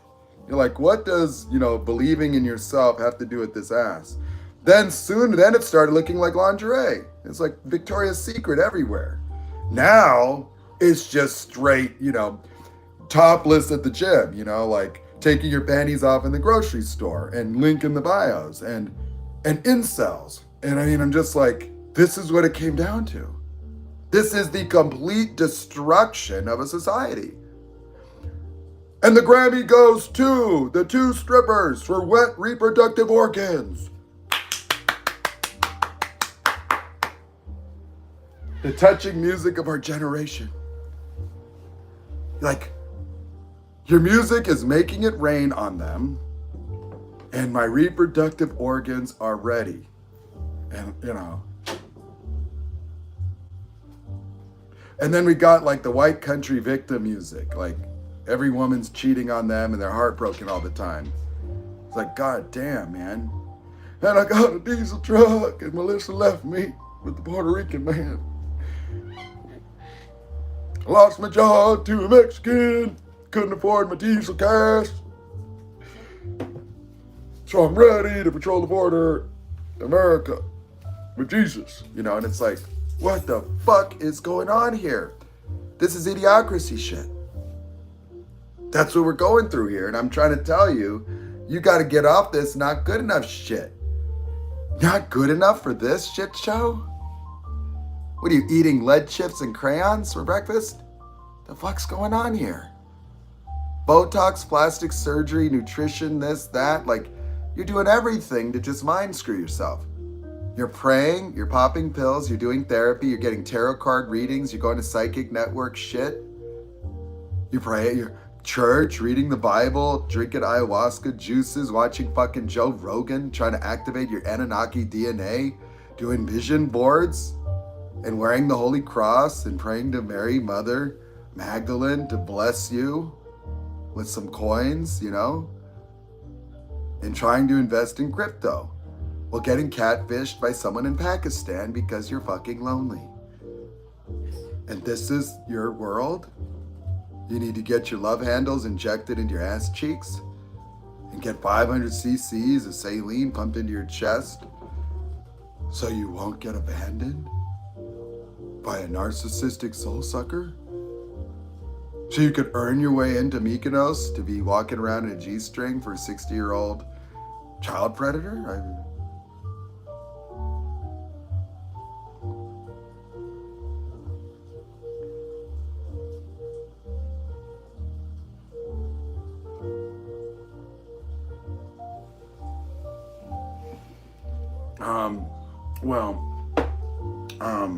If that's all you got, maybe I can help you. Maybe you just gotta find Chloe's doctor, go big or go home, Maybe you just need another revenge body and a tarot card reading with no hashtags. I don't know what to tell you. Maybe you just need another twin flame dumpster fire straight to hell. Maybe you just haven't reached ultimate rock bottom.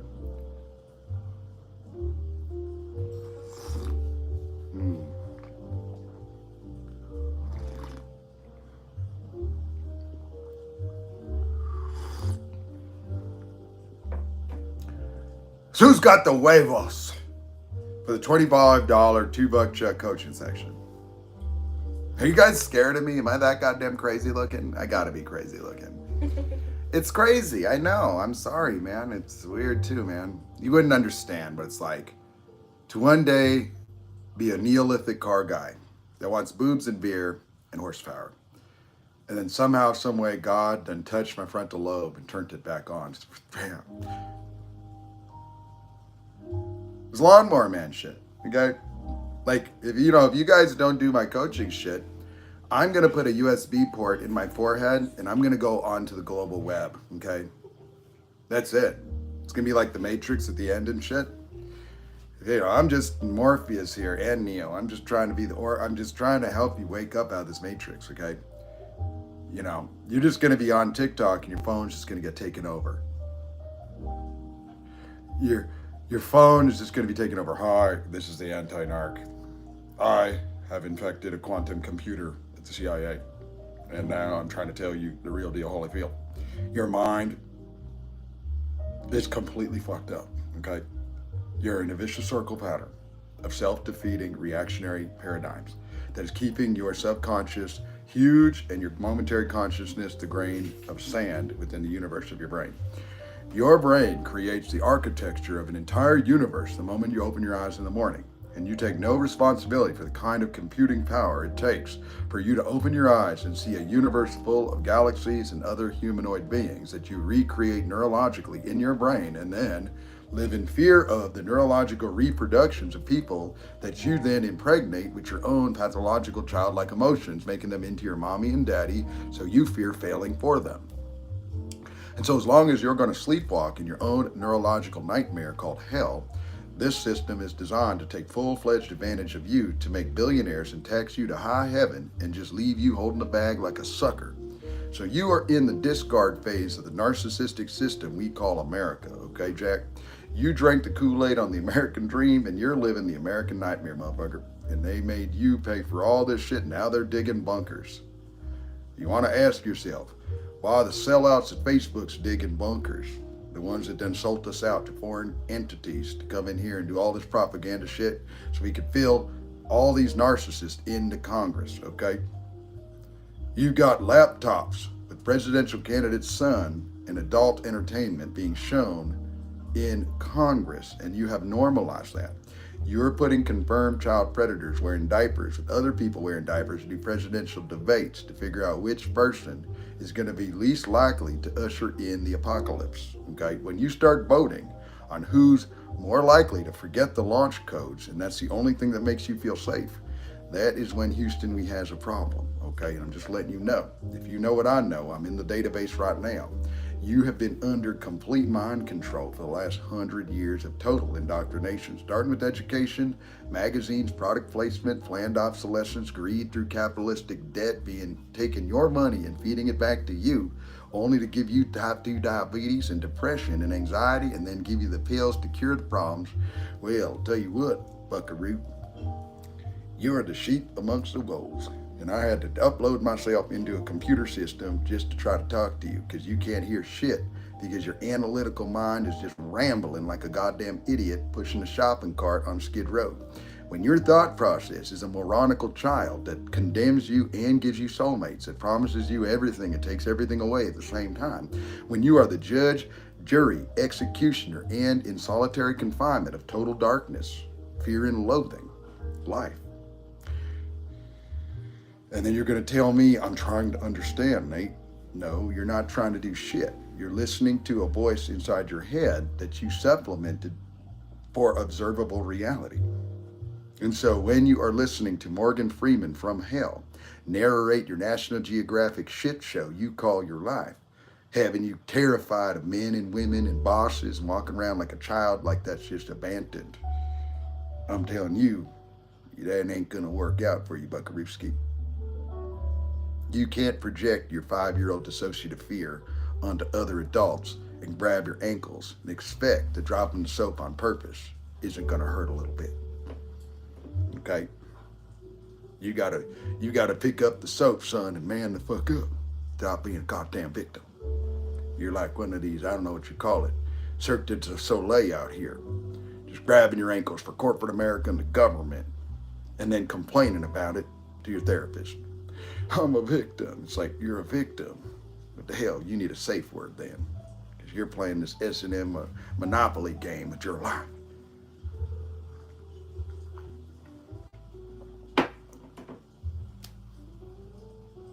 I don't want to have the lawnmower, my man. I don't want to have to do it. But if I have to plug a USB port into my brain to get through to you, are you just too lost? Is that it? Did you drink too much Kool-Aid? Are you the Kool-Aid man yourself? I mean, what the hell's going on here? Is there any consciousness left inside your mind? Or are you just a robot?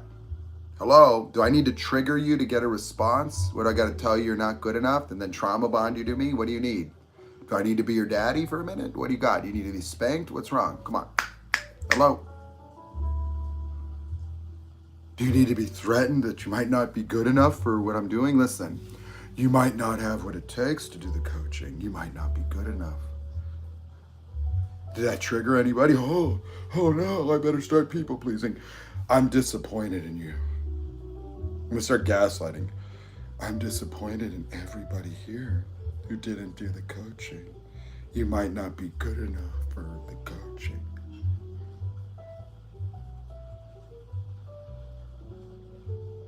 You start darvoing. You're not good enough for the coaching. I want to do the coaching to be good enough. Can I do the good enough coaching? Don't abandon me. I'm going to start threatening blocking people. You're about to go no contact with some of you. You're entering the discard phase. I'm about to discard you. I'm about to abandon you. You will not be able to see my content anymore. If you don't do the coaching, you won't be good enough. I won't be happy with you. You better start people pleasing me real quick. You know how to do that. You can't say no, can you? It's time to do the coaching. Oh no, I can't say no. Oh, I gotta do it now. I don't want a conflict. You're gonna have a conflict with me. Okay? I'm gonna start blocking right now. Someone's gonna get blocked right now. We're gonna start blocking. Start blocking, just discard. Oh no, I got abandoned by the anti-narc 2.0. That is what happens, by the way. I get these dudes that come in here getting sassy, and then I block them because they're over here trying to bullshit. And then they talk to Lindsay. They start messaging her paragraphs. You're such a beautiful woman. Be careful with him. He's possessed by the devil. Just because I had a different opinion. A different fucking opinion. Reality doesn't have an opinion, motherfucker. I don't care about opinions here. He's afraid of my opinion. Like, bro, I don't block you because I'm afraid of your opinion. I block you because I think you're an idiot. I don't value ignorance, unfortunately.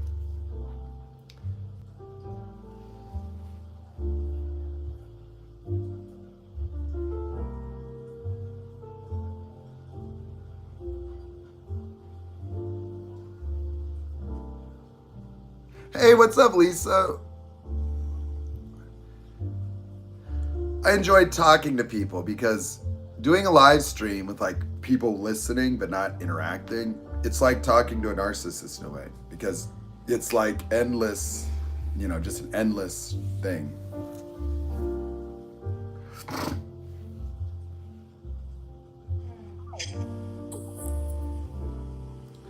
Hey, what's going on, darling?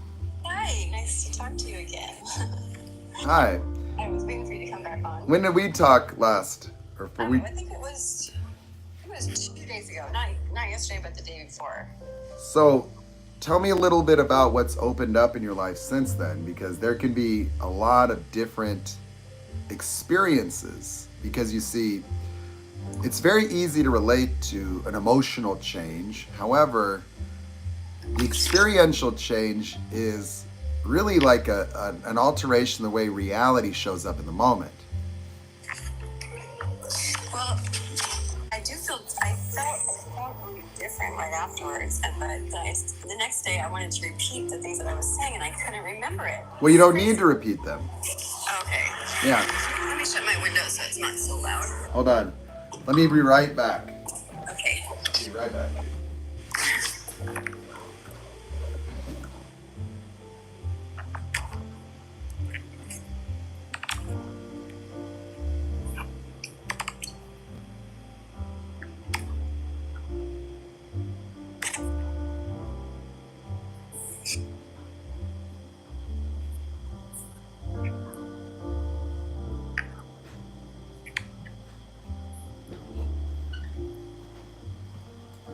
See, like, the reason why, I do these cheap free coachings, but the truth of why I do the whole thing is because the context of letting go of the triggers is unclear for the mind that hasn't discovered them for themselves. What that means is that when I do this work with people, they discover all the triggers independent of me, and then they discover the moment of origin. So they've already discovered that they're not authentic experiences. You see, you have to understand that you didn't fix anything because there's nothing there. You see, doing this work is not about the attainment of understanding. It's not even agreeability. It's not even belief. It's just existing outside the boundaries of these reactions. And you cannot do it in your head. And there is no reason to do it. You see, experiencing life in the present moment is all there is. It's just being outside the the context of something's wrong. So this is not affirmations. I tell everybody, I say, this is a declaration of what you're letting go of. So you either let it go or you don't. But you see, you can't do it perfectly or right. And it's not for the attainment of emotion. It's not to be good enough. It's not even to empower you in the pursuit of what you think you want. It is absolutely beyond that. And so it's not about just repeating this over and over to obtain a feeling. You don't get attached to feelings. You only get attached to awareness. And so you're present or you're not. And so the moment you go in your head trying to fix yourself to reobtain an experience, you lost it. Oh, okay. There's nothing to understand. See, understanding is the opposite of what we do. See, I don't have people understand something. I have them escape something. You see, it's not adding knowledge or understanding, it's taking away reaction. So it's the opposite direction. It's losing something and not thinking. There is nothing in there. There's no reason to think about life. The experience of life is outside of thinking about it. Thinking about it is the opposite of experiencing it. Yeah, it's just basically remembering that all we have is this moment. Yeah, but so you don't, when you contextualize what we do as fixing yourself, that's not true. You see, this isn't about what's wrong with people. There isn't anything wrong with people. There is the experience that there's something wrong, but that experience is just an experience. It's not true. Yeah.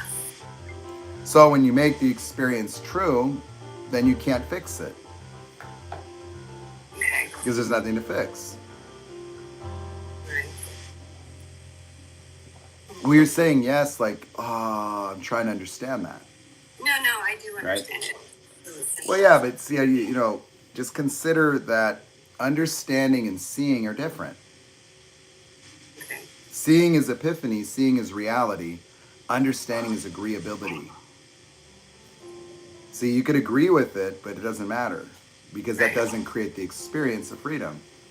It just creates an agreement. And so your mind starts to objectify the experience, and then you're never getting it again. I mean, you just struggle trying to figure out, I don't know, what do I do? It's like, you don't have to do anything. You see, you just look at, I experienced there's something wrong, you let it go. You don't have to go, okay, where's the magic words? No.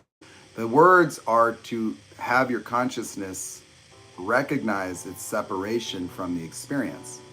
And so when you've done that, you already know that the experience isn't real or necessary. You let it go in the moment. You gain the ability to recognize when you're in the experience that there's something wrong or not enough, and you just let it go. It's not imperative that you do a magic formula because there's no magic to it. If you actually listen to what you said, then you would not already know it. But if you didn't and you did it right, then you might have just peekabooed into like some better feelings. But if you're not present, there's a reason. You may not even be present to the impact of being that way your whole life. That just being, a zombie in life and, you're not present to what that cost you. See, go ahead. I think that for me, I have a tendency to let other people, this one person in particular seems to get in my head where it kind of changes to where that's where I was when I first started talking to you, because I kept dealing with what I kept hearing this other person saying in my head. So I just have to learn how to not deal with that person really, or just be able to, what you did helped me in the sense where I was able to. Yeah, but why are you holding on to people that are like that? Why would you even maintain those relationships? Yeah, it's a narc. He keeps showing up. Yeah, but I'm asking you, why would you even entertain those relationships? If you know that's a narcissist, then why are you bothering? I know. I'm not bothering. It's not anymore. I guess it was something I didn't really discover at first. Yeah. And it's just because you think you love someone, you kind of blind. Can you turn that down a little? make excuses and all that stuff for them. But yeah, ultimately there was no hope, and it was just me holding on to something that really wasn't real to begin with. So. Well, did you discover that? So one thing that I want you to notice right now, though, what we do here is not to fix you emotionally. Okay, I want to clarify something. If you have narcissists in your life and you do this work, you will not get triggered, but you will feel betrayed or mortified or even really angry. Yeah. That's not being triggered because that isn't you. That is your experience of them. Oh, okay. And so, you have to understand that I tell you there's layers to emotions. You see, triggers block those emotions. And so many people that I coach, without talking about narc abuse, the moment that that person devalues them, they will have a revelation about that person and they will want to get rid of them. Like they'll be like, oh my God, because they'll see that this whole relationship has been a farce, that they will see that this is bullshit. And so they may not feel good about it. You might feel like really sick. Yeah. But you see, that's normal because that's why you have those emotions to protect you. Somebody doesn't feel that. See, a lot of people that deal with the narcissist, when they get triggered into I'm not enough, the devaluation of the narcissist seems helpful. Like, that seems like a lifelong friend. They always have my back. We have ups and downs, but they're always there for me when I need them. Yeah, I can feel that way. Right?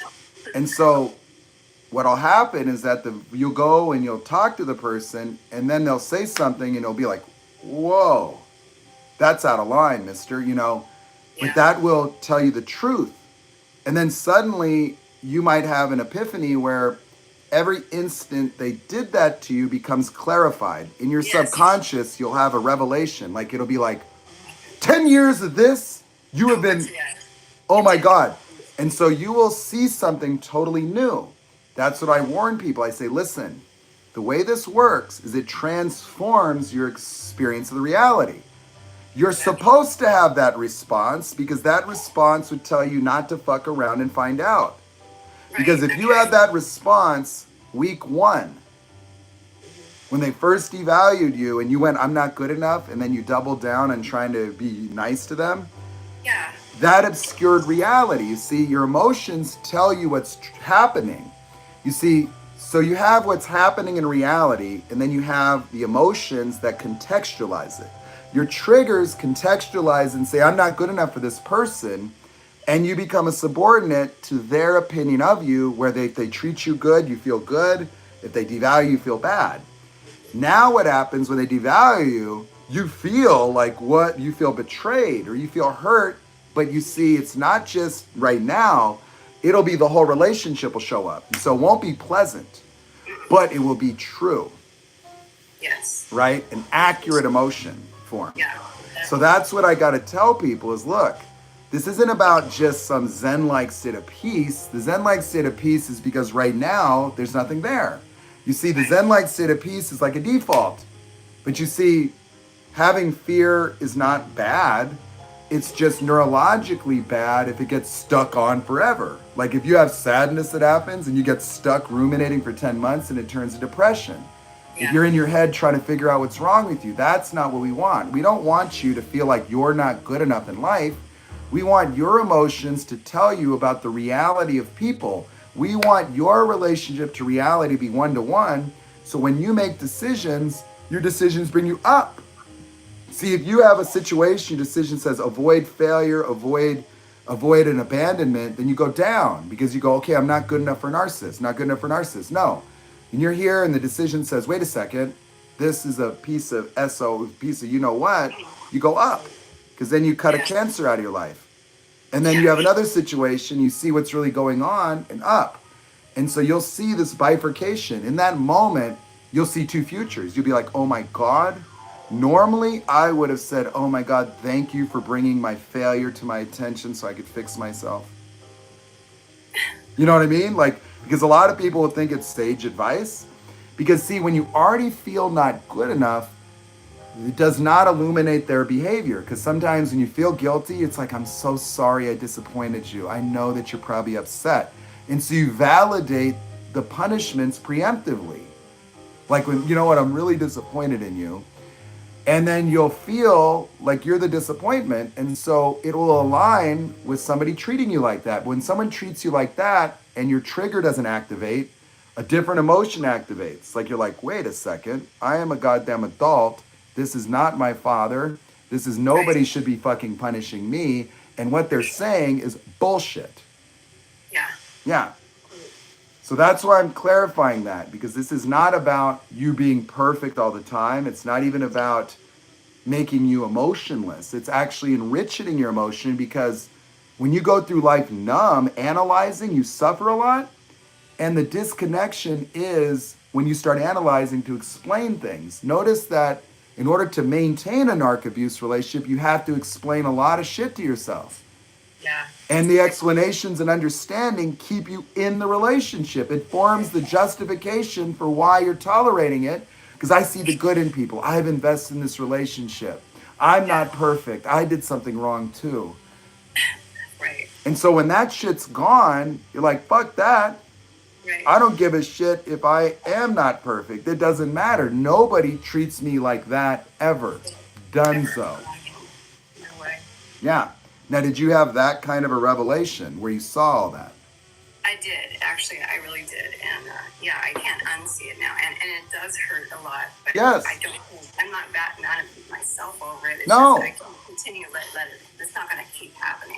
Yeah, you got present to the impact of years of it. See, the emotion that you experienced was always there, and you didn't feel it because you felt the not enough. You see, the problem with trigger emotions is because they're in the fight or flight, they supersede all emotions, and they require dissociation in order for the other emotions to be unexpressed.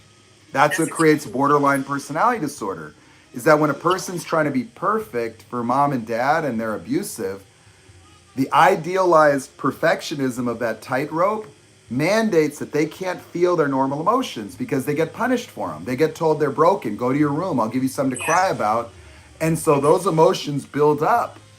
And then what happens is they get to a threshold where they can't store any more of that. And so it turns into splitting, where borderline splitting is not like a narc injury, because when they split, they're actually more in reality than when they're trying to idealize.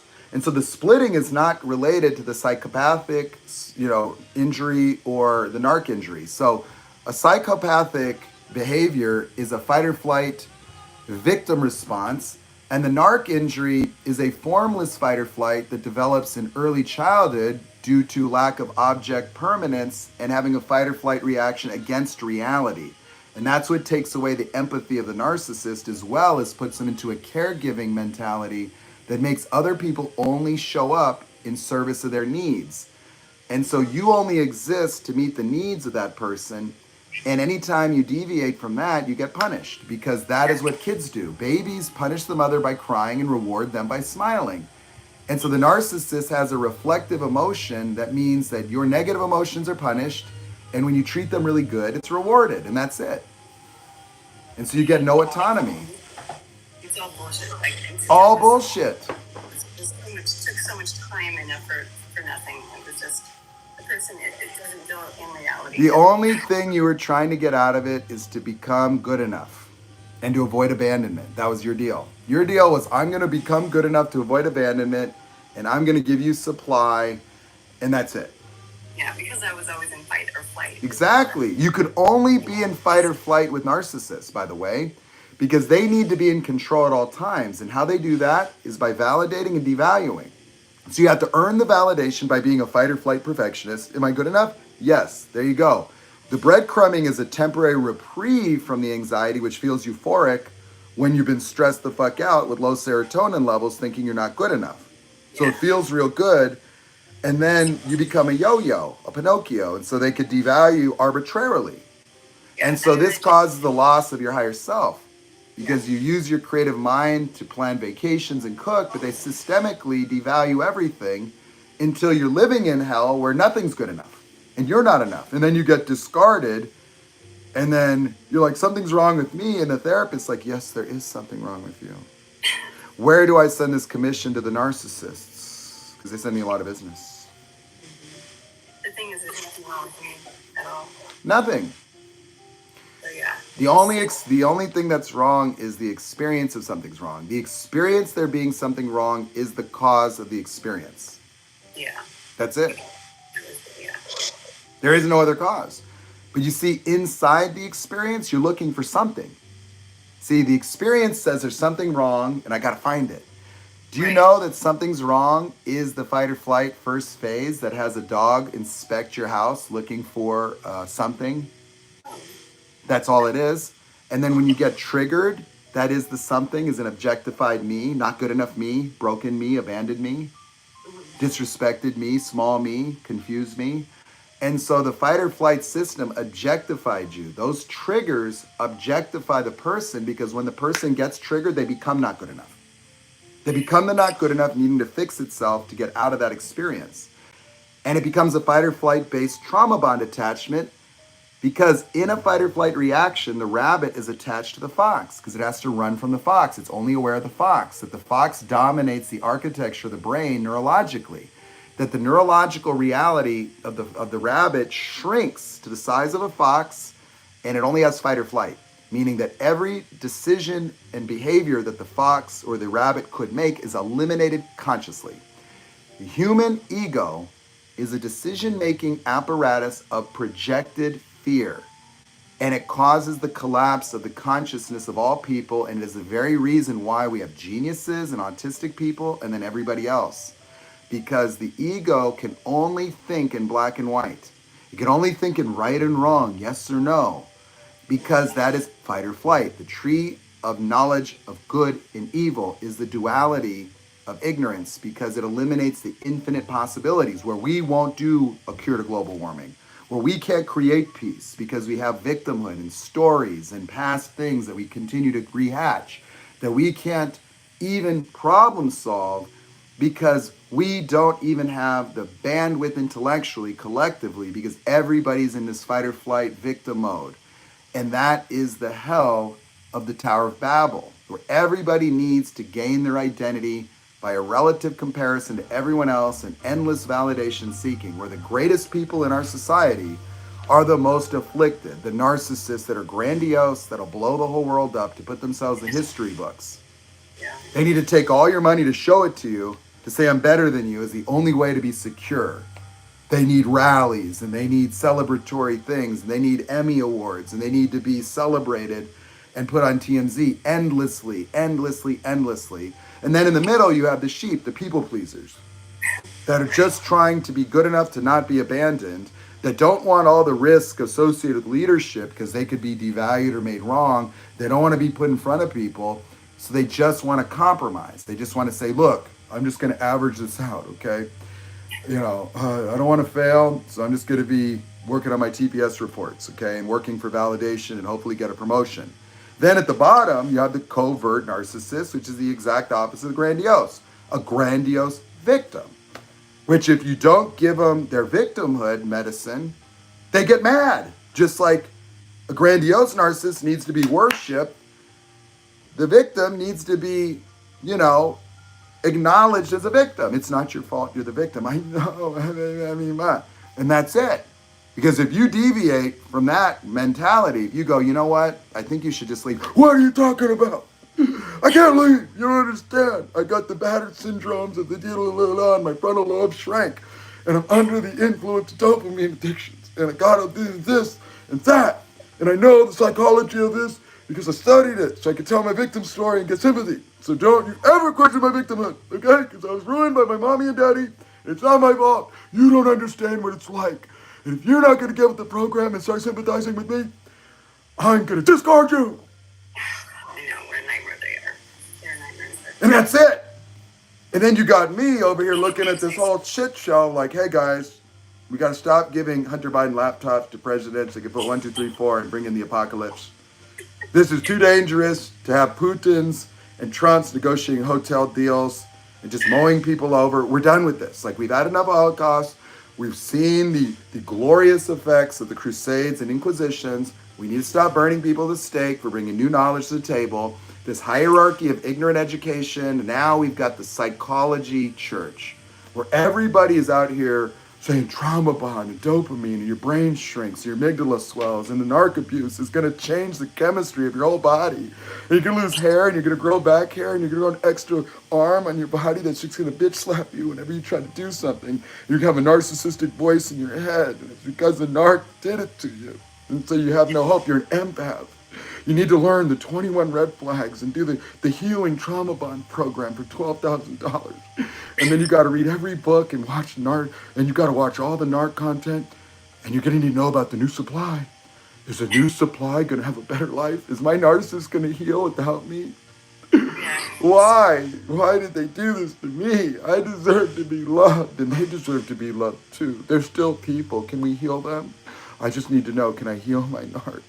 Yeah, I know. Am I good enough to heal them? Will I get the Nobel Peace Prize for people-pleasing narcissists? Worth it. You just gotta leave them. No contact. And I just listen to it. I'll just listen to another narc content. The trauma bond is a dopamine addiction, okay? Narcissists turn you into the Charlie Sheen of TikTok, okay? You're gonna be having to tremble and sweat like Lamar Odom at the Bunny Ranch if you're trying to heal from narc abuse, because it's gonna shrink your frontal lobe and deplete your dopamine reserves. And the only thing you can do is get love bombed, or you just get hoovered, or try to get them to admit what they did. It's a way to cure yourself. So you need to know the 21 red flags of narc disorders so you can protect yourself as an empath, because you feel all these emotions. And you're a healer. And so maybe it's a twin flame where you ran into them because the universe wanted to give you a soulmate to practice. Because when you're 55 years old, your soulmate's going to descend from heaven, from Bumble, and save you. And so God put this person in your life for a reason. So just believe. Maybe you can heal them. I don't know, but we're still trying to find out. But nobody can tell a victim they can leave. No, they can't. That's the worst thing you could tell them. Don't you understand they're being reactively abused? That's why they're acting that way. So don't you tell them nothing. It hurts so bad to be told you can leave when you're being abused. Like, Reactive abuse, yeah. Like, it's this cycle of bullshit. I'm seeing people go, like grown men, they're like, my abuser used to get in my brain and do this. I'm a dark empath. It can happen. It happens in the moment. I'm just like, look, bro, you're a grown man. You can't say my abuser. Oh, it was a man. Yeah, don't say that. Don't say my, look at the things that I avoid. Anybody with healing as a name in their profile, okay? That's suspect right there. Healing forever, not my thing. Another thing is like a sort of like identities as survivors. Like, oh, hi, my name's Nate. I'm a 3rd-degree narc abuse survivor. Okay, I had 4th-degree narc burns all over my body and my brain. Okay, I'm here telling you, 10 years after my last girlfriend, I'm finally starting to recover, and I want to coach you. Okay, on how to not kiss people for 12 months. Okay, it's going to be real hard. I wear a steel chastity belt. Okay. And I do not allow anybody close to me because I'm on red flag alert 24/7. Okay, I got dogs that have been detected to genetically sniff out narcissists. Okay, they're running around the clock around my house. I had a breach last week. A woman I met on Tinder. She's a victim, and she told me she got abused, and I felt so bad.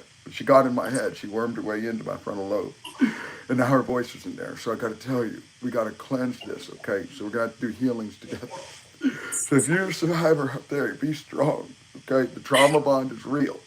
The trauma bond lasts a lifetime, okay? You are an empath victim, okay? It's like a deer in the headlights narcissist. They have psychic powers, okay? You got to be careful because they're magical creatures, the narcissist, okay? You know, they're like Jason Bourne, okay? They're chameleons. They come into your life like a phantom. They can walk through walls. Their eyes turn black because they got demonic entities, okay? You'll feel different around them. Your skin will crawl. You know, I had my cross turned upside down on the wall. It's magic, okay? These people are evil, demonic spirits that possess you, okay? They get in your brain. They burrow deep in there, and then you start getting mind controlled, okay? Have you seen those insects that get a fungal infection in their brain, and they crawl all the way to the top, and they fall off? Well, that's what happens to the narcissist. They attach to you spiritually, and they take over your central nervous system, okay? And they drain you of your spiritual energy to fill their dark heart, okay? And once they've drained you, they throw your carcass down there on the ground like a black widow spider, okay? And they look at it and laugh at you. And then you got to watch TikTok and Instagram to watch them draining your best friend. And it's heartbreaking. You try to warn them to ruin the relationship out of jealousy, but you know, you just want her back. Melissa, you're out there, baby. We can work it out. I'm stronger now. Okay. I got my chastity belt on, so I'm safe. You can't narc abuse me anymore. I got the Elon Musk microchip. Okay. Neuralink. The neural link that tells me I'm a man again. I started taking testosterone because she turned me into a child real quick. I became a baby. She started putting diapers on me. So dehumanizing, but felt so natural. It's not funny because people really do that, but you know, we just have to teach people like what you're teaching is basically to wake up the authentic thing inside of us that we should be aware of when those things happen. That should be like, that's it. You know, you don't go on and try to appease someone like that. It's never going to you can never make that person happy. Well, what it is, you know, awareness brings clarity. Understanding doesn't. You see, understanding explains stuff and it keeps aligned the fantasies you want. So it's kind of like the difference would be objectivity versus subjectivity, meaning when the ball goes out of bounds in a game, you never find a player arguing with the referee to give the ball to the other team. When you're creating your understandings in your head, it's contaminated by your fears, desires, and wants. And so your subjective reality is always a deviation from objective reality. Objective reality happens in the moment. That's a jerk over there. When you go, well, why are they acting like a jerk, my soulmate? You see, it's trying to preserve the ideal of somebody by denying the reality of them, by explaining and justifying it. So you justify why they're this way, and people often say, well, I'm understanding. You see, your understanding is the very mechanism of dissociation because reality doesn't require your understanding. Reality exists independent of your understanding, and you observe it, and you call it what it is. That behavior over there either works for you or it doesn't. If you have to explain that shit to make it okay, that's problem number one. You see, confusion is the mechanism of dissociation. And so when you get confused, you then have to go and explain reality. Okay? So when you're explaining reality, you're not in reality. You see these two bubbles? Everybody's ego is born in a single moment where they objectify themselves by observing the reactions and attributing the reactions as the cause of themselves. Meaning that this feeling of not good enough or something's wrong with me is all these reactions. And so now that becomes an animal kingdom that we go and look at those reactions and relive them. And the bridge between reality and the subjective nonsense of the ego is confusion. Confusion means that you have no clue what's going on. Your brain shuts down. When your brain shuts down, you have to put together reality. That's why people confuse you in Darvo. And then they reprogram reality with you. Because guess what you're trying to do? In a fight or flight state, you're trying to exit the fear, and your exit is always a fantasy future. Figure out how to be perfect is how the child invented a future of being perfect to compensate for the lack of perfection that they attributed to them being not enough. So, figured out be perfect becomes the universal personality adaptive mechanism of ego, where it looks at its job and tries to figure out how to do a good job, looks at its relationship to figure that out, it looks at its fitness, it looks at life through the lens of the potential threat of being not good enough, and then tries to perfect itself to no avail. And there is no moment in the life of the ego where it actually feels the wholeness that it's segregated from, because the wholeness is the subconscious. What's left of the consciousness is outside the boundaries of awareness, because the boundary is the neurological fight or flight mechanism that filters all reality down to only the elements related to me not being good enough, me being abandoned, me needing to fix this. And so people go through life looking like Pokemon, trying to find all the not good enoughs to change them and attaching to them, staying in a dead-end job, staying in a hierarchical system, staying in the same family dynamics for their whole life, still trying to take care of their mommy and daddy as full-grown adults because they've lost all their awareness over here. And so what we do is we attack the fight or flight mechanism by attacking the psychoneurological dynamics that are hidden. By pulling the consciousness out of it, it sees everything that trigger has been blocking. And the total sum of the awareness gain supersedes the small world of this reactionary reality that is a reduced form of consciousness, because in order to be in fight or flight, the infinite ways a human could be and act in the moment have to be eliminated from the awareness of the human. And the lack of awareness is what's destroying mankind, because we cannot see the cause and effect of our bad behavior. We do not see that if we destroy a country, that does not make the world safer. We always see the narcissism of our apparatus take precedence over the growing debt, over the total social breakdown, that it's more important to the news organizations to maintain their revenue. It's more important for corporate America to maintain profitability than it is for us to have air to breathe. More important than lives on the ground. It is more important to promote the agenda of the military-industrial complex, the bullet manufacturers, than it is to make children safe.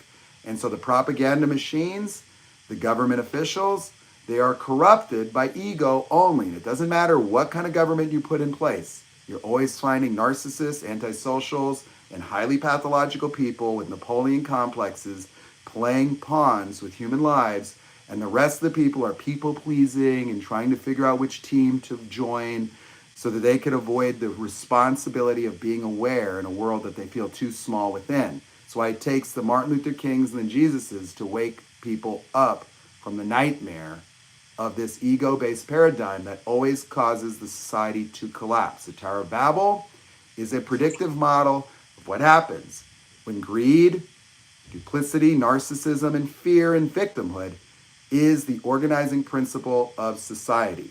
We have seen the total destruction of our culture, our financial system, our political apparatus, and our democracy at the hands of narcissism.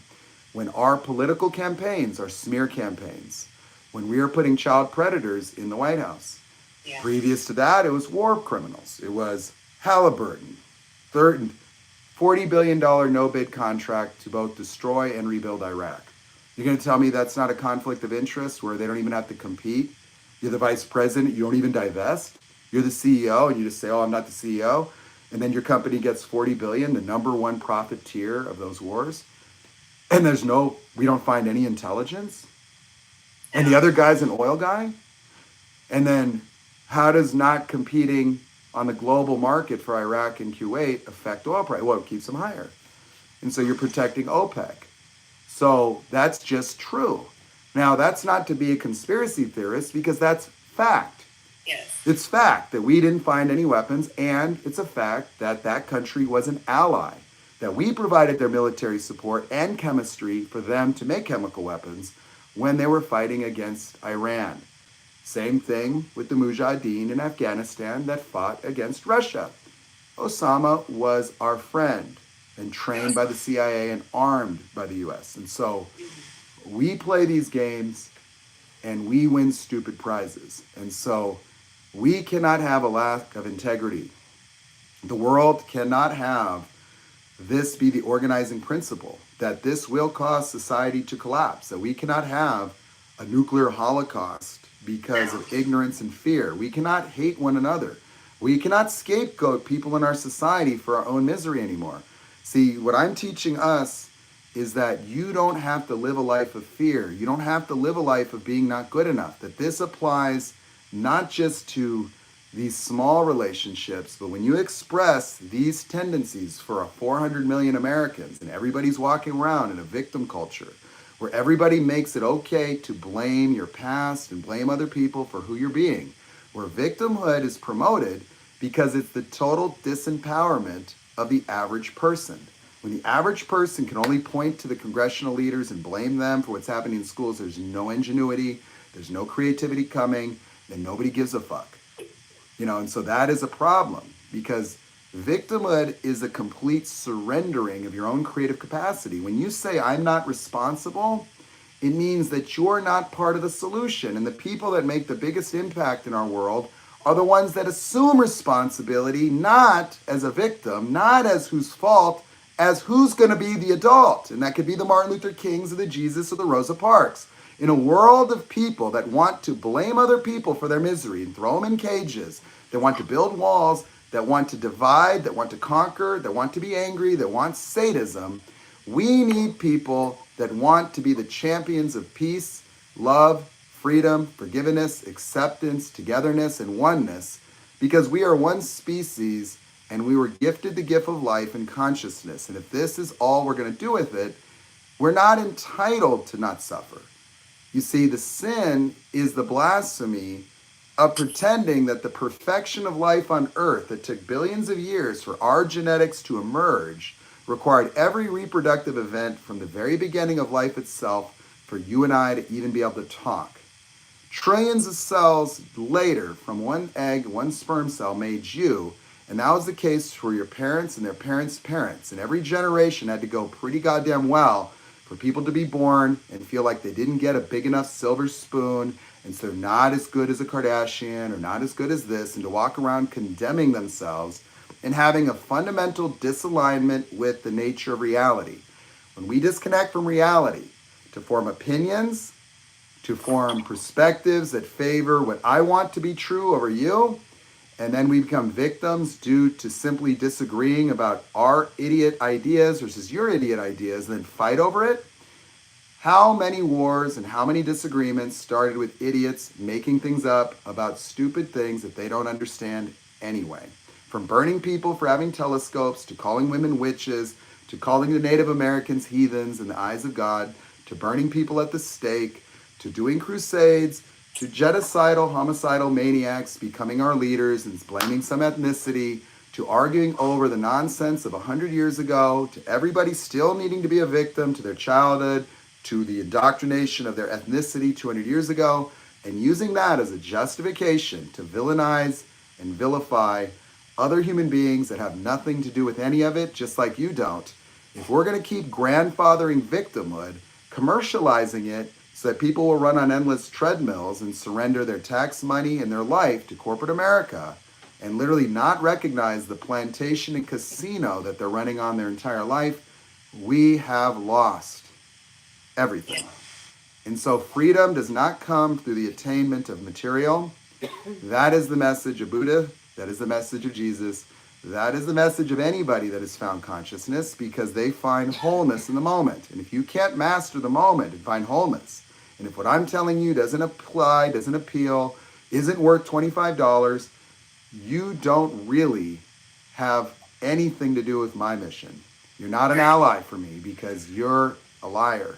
If you think that you already know what I'm talking about, yet you don't have freedom, yet you don't have the confidence to come up here, you don't have the ability to decode the entire subjective hell of everybody, you can't redefine mental illness both neurologically, and you don't have a methodological approach that produces enlightenment, Right. well then what are you doing arguing with me for? Right. Why, what are you doing? Like, why would you defend your position as a victim? Why would you want to preserve your entitlement to suffer? Why would you want to defend the nonsensical knowledge that you're not even an author of? That you have gone around like a hermit crab and put yourself into a shell that you didn't even put together. And so if you're not the author of your own thoughts, your own ideas, your own knowledge, and you've just cherry-pricked whatever it is that seems to fit whatever narrative you want to create, you don't have the ability to relate to someone like me. And that's the problem that I'll face the rest of my life, is because we have a hierarchy of ignorance, because the people with the PhDs in psychology that are making the academic rounds seem to fail to mantle the mantle of leadership of our time. This is supposed to be where intellectuals emerge. There needs to be adults, there needs to be people to take and wrestle the power from the children of this world. These narcissists are not to be feared. They're to be respected for the damage they do, but they're children.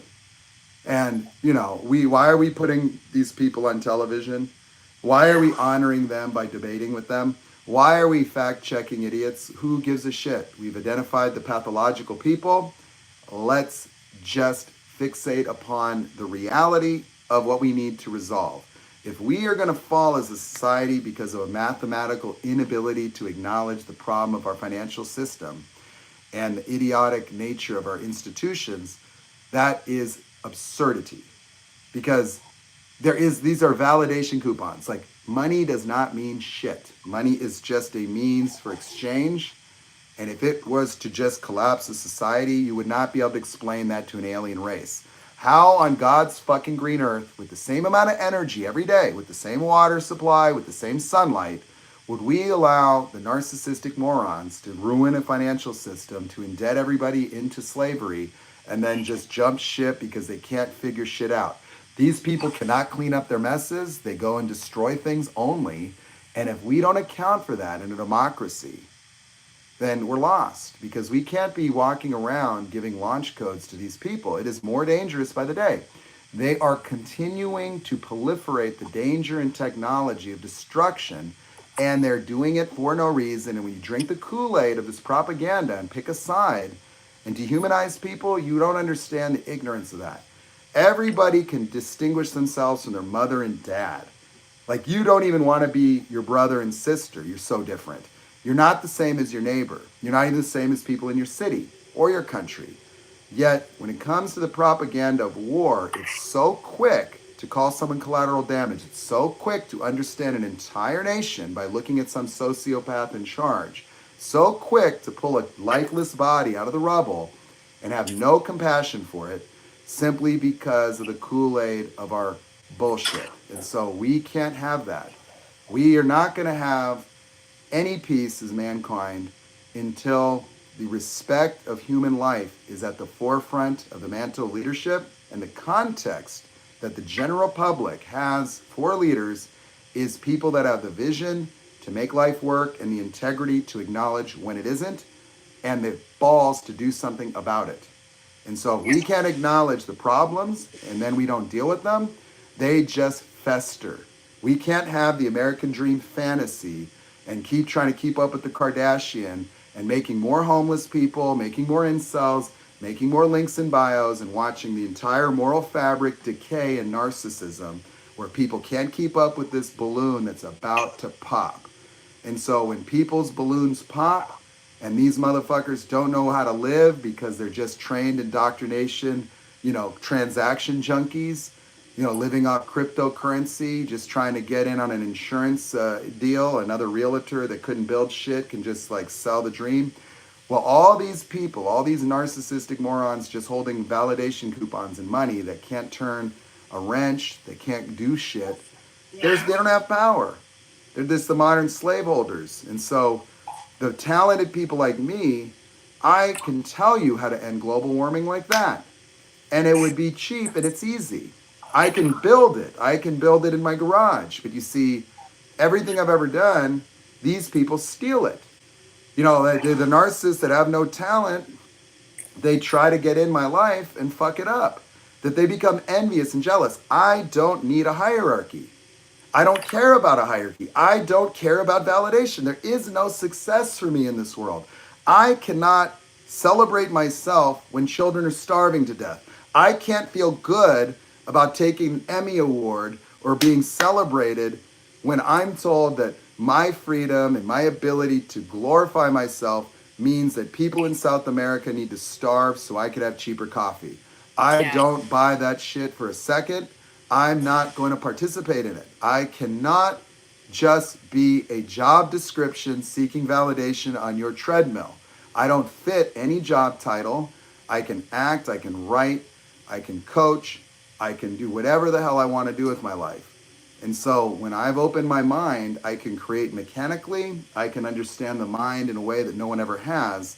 I can bridge the gap between the mystical world of enlightenment and early childhood development. And if they were to listen to me, they would have the cure to psychopathy and NPD in the form of a pill that could create enlightenment, because enlightenment is a neurological experience where the parasympathetic nervous system dissolves the boundaries between the consciousness that is the wakeful experience of entrapment and ego and the subconscious higher self of objective awareness that is neurologically blocked in all men, women, and children. And so the entire history of mankind is forgivable when we understand the unavoidable nature of the inclusion of language and what that did to the consciousness to cause the formation of the ego as an inescapable reality of people that is not a moral one. It is not a moral one. We've done immoral things, but people would not be psychotic if they were not in neurologically induced fear and dissociative states of anxiety that villainizes other people inappropriately, that our fears project onto others and then objectify them and ourselves. You see, these things that I say, I give up the right to have the complaint that I'm not enough in my life forever, is because the experience of not enough is within a life. It is within the experience of life that it occurs to you consciously to come up from over there. Not good enough comes from the way they treated me. Not good enough came from my mommy. No. Not good enough is what infected the formation of reality.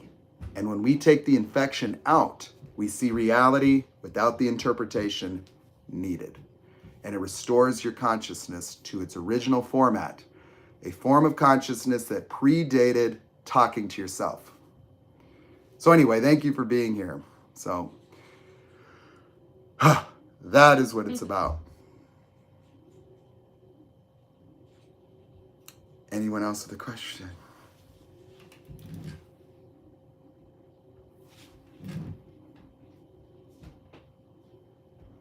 Okay, we got to get some music on. You see that thing? I'm going to go to the bathroom real quick. Okay.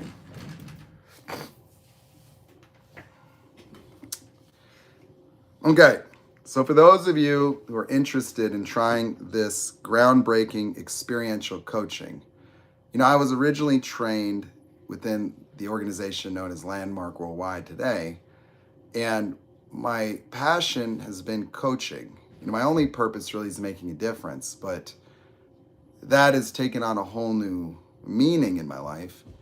And that context is really what drives me, and it caused a lot of frustration.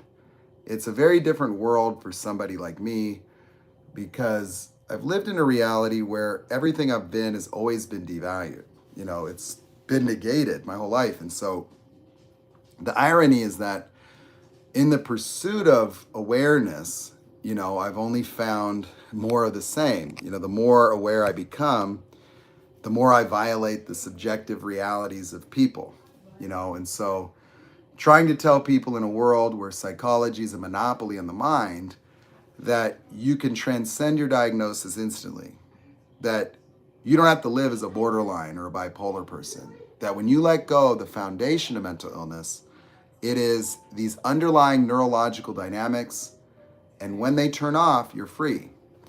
You know, that's a tall order to do by myself. You know, it's an unbelievable experience, but it's just true.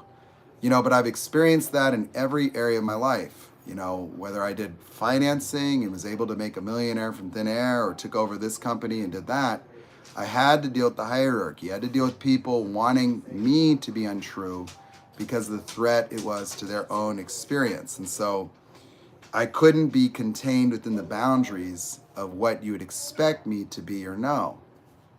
You know, and so how do you explain to somebody the way a mind works when it doesn't talk to itself and it has the same power of somebody who's dreaming, alive and real in the moment, as an experiential overlay of creativity that can take everything they know and use it to simulate realities in order to explain the phenomenon, and then using everything that I would understand from the world of psychology, physiology, all the above, you know, coming up with an accurate explanation for the discovery of the single, you know, momentary formation of ego, because that's what we're showing here. Okay.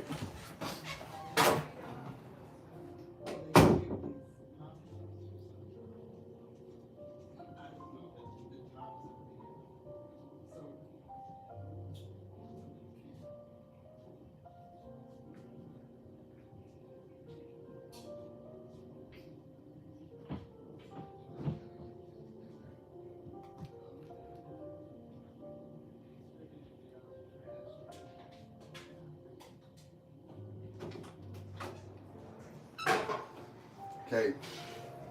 Call Cheetah, Mom. Okay, is Lily here? Yeah. Lily! Violet! You stand up. How tall are you? 6'7"?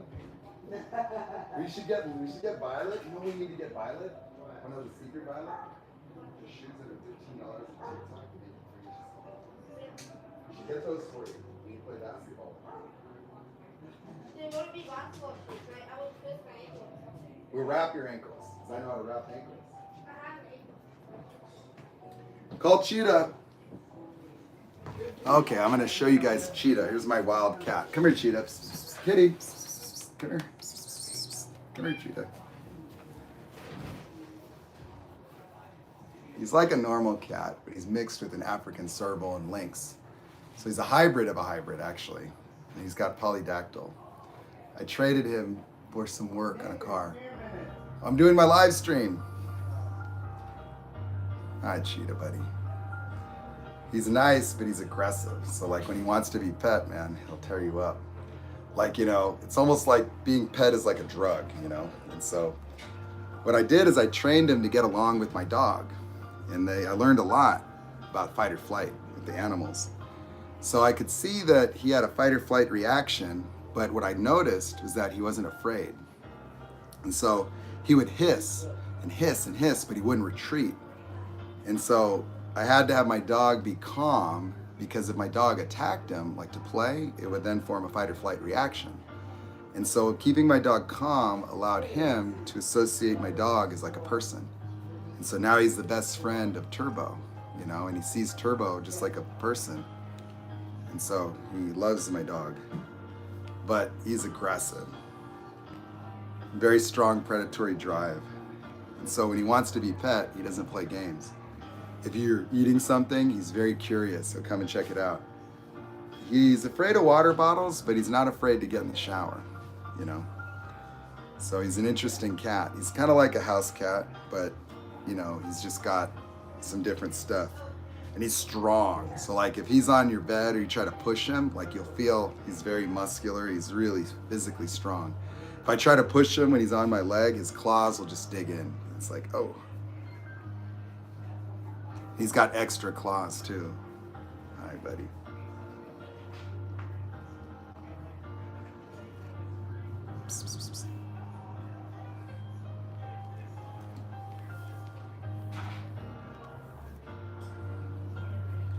Well, you know, okay, so I'm going to comment on the genius thing, right? Well, I would say you're right. You know, technically I'm a genius, but everybody's a genius. You see, human beings are the only species that has this wide range of intellectual capability. The difference between a genius and not is neurological. Fear is the impairment of the cerebral cortex. If you look at the brain of a psychopath, their prefrontal cortex is smaller, their amygdala is bigger. You know why? Because the fight or flight reaction regulates the circulatory system. It's why we have heart disease. It's why we have ulcers and high blood pressure. What's happening in the stomach is the stomach's arterioles are constricted. When you get butterflies in your stomach, it is a mechanism to shunt oxygen to your working muscles. And when you exercise, muscles dilate locally. When you pump up, that relieves the diastolic and systolic pressure. Your heart increases its contractility during a fight or flight reaction. But the fight or flight reaction regulates circulatory blood flow in the brain. And so the shrinkage of the cerebral cortex is due to reduced oxygen delivery and neurological activity. And so the frontal lobe of a psychopath doesn't develop the same because it has reduced oxygen. When we start to look at a lot of these neurodegenerative diseases, you're going to find the fight or flight mechanism is what's causing it. Because when you reduce blood flow to the cerebral cortex over the duration of someone's life, when you have a narcissistic actor, or Bruce Willis or somebody, you know, you're going to have to start to look at that. You know, there's this thing called second impact syndrome, where if I were to get a concussion in football, you see, I'm in fight or flight.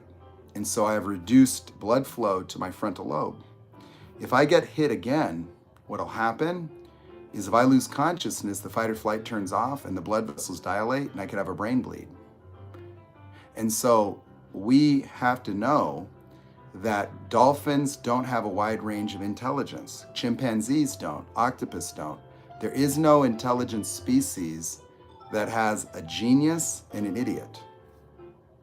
You know, when you talk about ADHD, you know what you're talking about? You're talking about somebody that's traumatized because they do not understand the hierarchy and bullying of children. They do not understand the homogenation of education. They see cause and effect because when you don't have a forced fixation on success to attain validation, you see everything and it doesn't make sense. The hierarchy never made sense to me. You see, I never went through life like traumatized by two narc parents. I learned how to turn off a narc injury. I was the one talking my father out of unaliving my family at 10, 11. I learned what hollow points do. My dad used to rehearse his children going to my mom's job and hunting very specific men and how to take them out. We used to practice. So my weekend visitations with my parents after the divorce was going into the mountains and learning how to fire a 357 with hollow points, watching my brother in diapers shooting a 22, and practicing by naming the people and shooting their genitals off first. And so I had to be able to talk my dad out of that I was protecting my younger brothers and my mom by understanding everything. And I didn't grow up thinking I was traumatized. I lived in profound anxiety mostly because of education, because I was told I had a learning disability. Did the school psychologist notice that I built my own remote control cars from scratch in 3rd grade?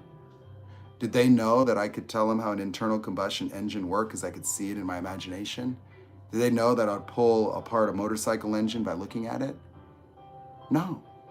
Well, I might have had a 2.6 GPA in high school because I was traumatized. I couldn't do homework and read. Because you see, living in a world where I know everything and see everything and go into organizations and can see everything and how it works, then I would fix everything and make everybody money, but then I would be violating, my job title and I'd get fired even if I did success. And so I would get dismissed unceremoniously from every social group. I was always a know-it-all to people. And me, I thought I was less than other people. I thought people were smarter because I was put in special education. I wasn't even a gate kid. I was like an idiot. So I had a school psychologist trying to teach me how to read, didn't know that I was already reading books on reptiles and amphibians, to the point where when other kids are playing in the sandbox, I was finding western fence lizards, knowing where their habitat would be, or finding alligator lizards. And so I had to learn how to coexist with people. And then people didn't understand why I could be a violent football player with my own inner psychopath, because I wasn't afraid of violence. I had a people-pleasing mechanism, but growing around, psychopaths and narcissists, I never was afraid of violence. But I didn't carry being a football player as an identity. So I was like a nerd that played football, but was good at football. And so I was somebody nobody could understand me, that other football players would be a linebacker. They would try to punk me. I'd get JUCO transfers when I was a college player, and I remember getting punked by one where this swole dude, cornrows, came up to me, "Hey dog, you're in my seat," during our first linebacker meeting, and he had me get up in front of everybody and punked me. And then what happened is our first padded practice happened. Now, I was somebody taking calculus-based physics, physiology classes, and, taking 21 units, and I was a team captain. And I'd lead the team in sacks, defense, But our first padded practice, it was like I found him. And what I did is during tackling drills, the very first hitting drills, I went to the other side. And when he had the football, I went up to the front of the line and asked the guy, "Hey man, you mind if I could take this rep?" And then I just sprinted and decleated him. And then I helped him up. And then when it was his turn to tackle, I went to the front and I carried the football. And then I tackled him holding the football. And then I looked down at him. I said, "Hey, I don't think we've been properly introduced. My name is Nate Bush, and I want to apologize for a misunderstanding the other day. Welcome to Chapman. It's going to be a long summer." Yeah, I've had people come to my high school packing heat looking for me.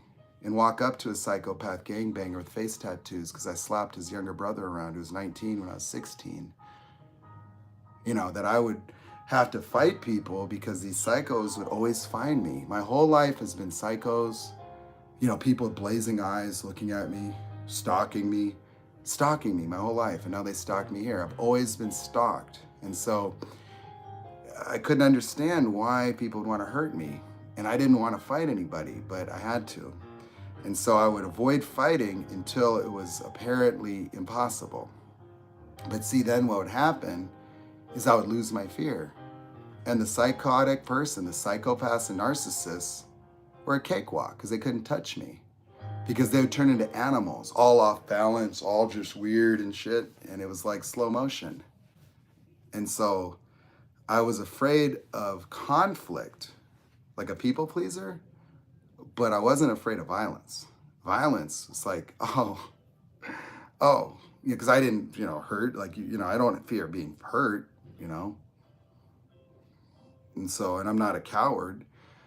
And so what happened, I was at a party, and there was this, I got invited to a party from some of the second string players on my varsity football team.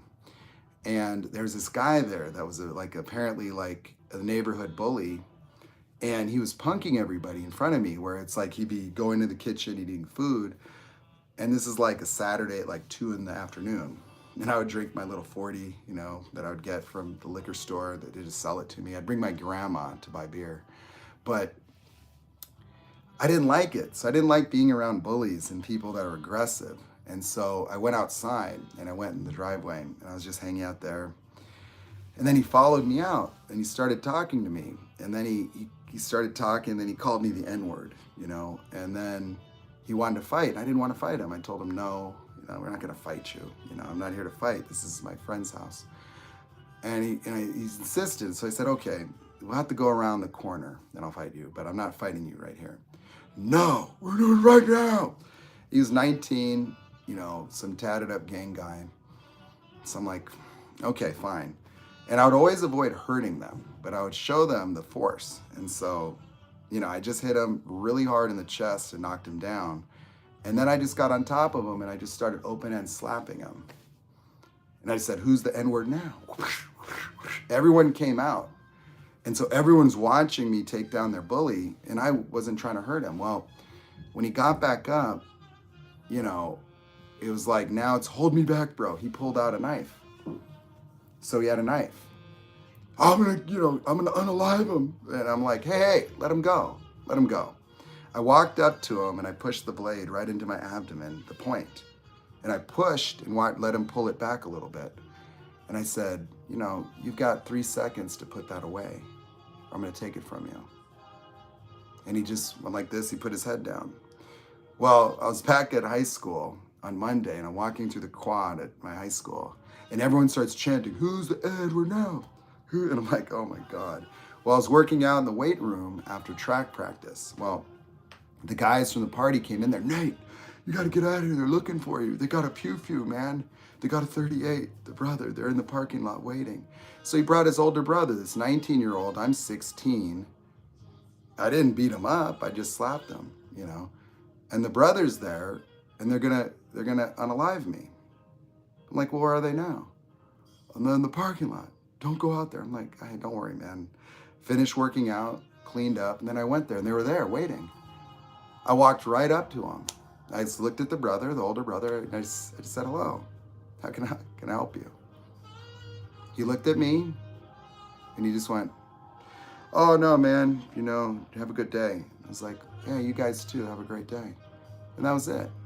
Gone. It happens so often where the narcissistic bully cowards always come for me.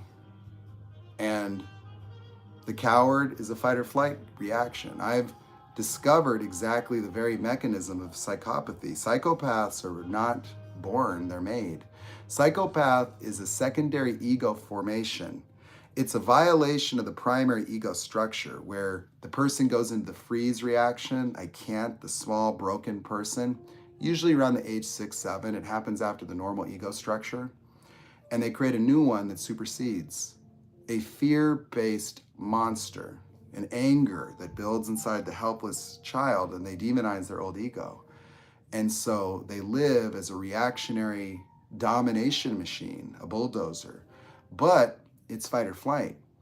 And so it's emboldened by fear or aggression. But for me, without having either, I was sitting at a bar and I met my first psychopath who opened up and told me everything, walked me into their 7-year-old story. And I'm in the living room with them looking at their mother being held hostage, or, with the gun pointed to her head.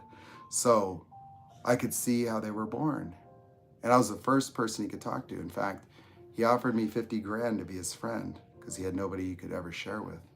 A multimillionaire, somebody who had used this talent in a successful career for, armed services, where they actually evaluate in the military for psychopaths because they make ideal soldiers for certain special forces operations.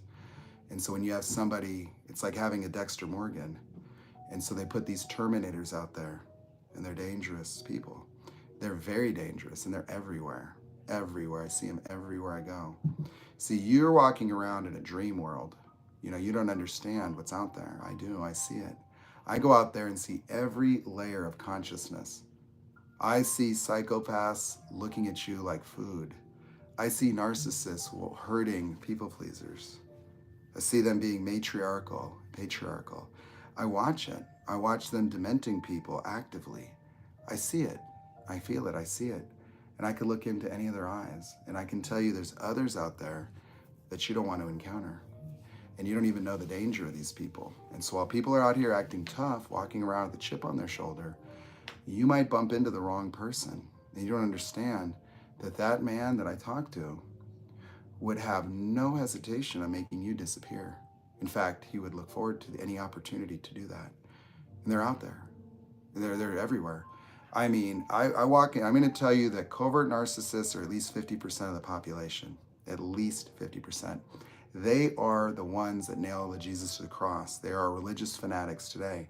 They are the Nazis and the MAGAs. They are normal people that you think, because they're so socially cowardly, that they just conform to good American, good Christian.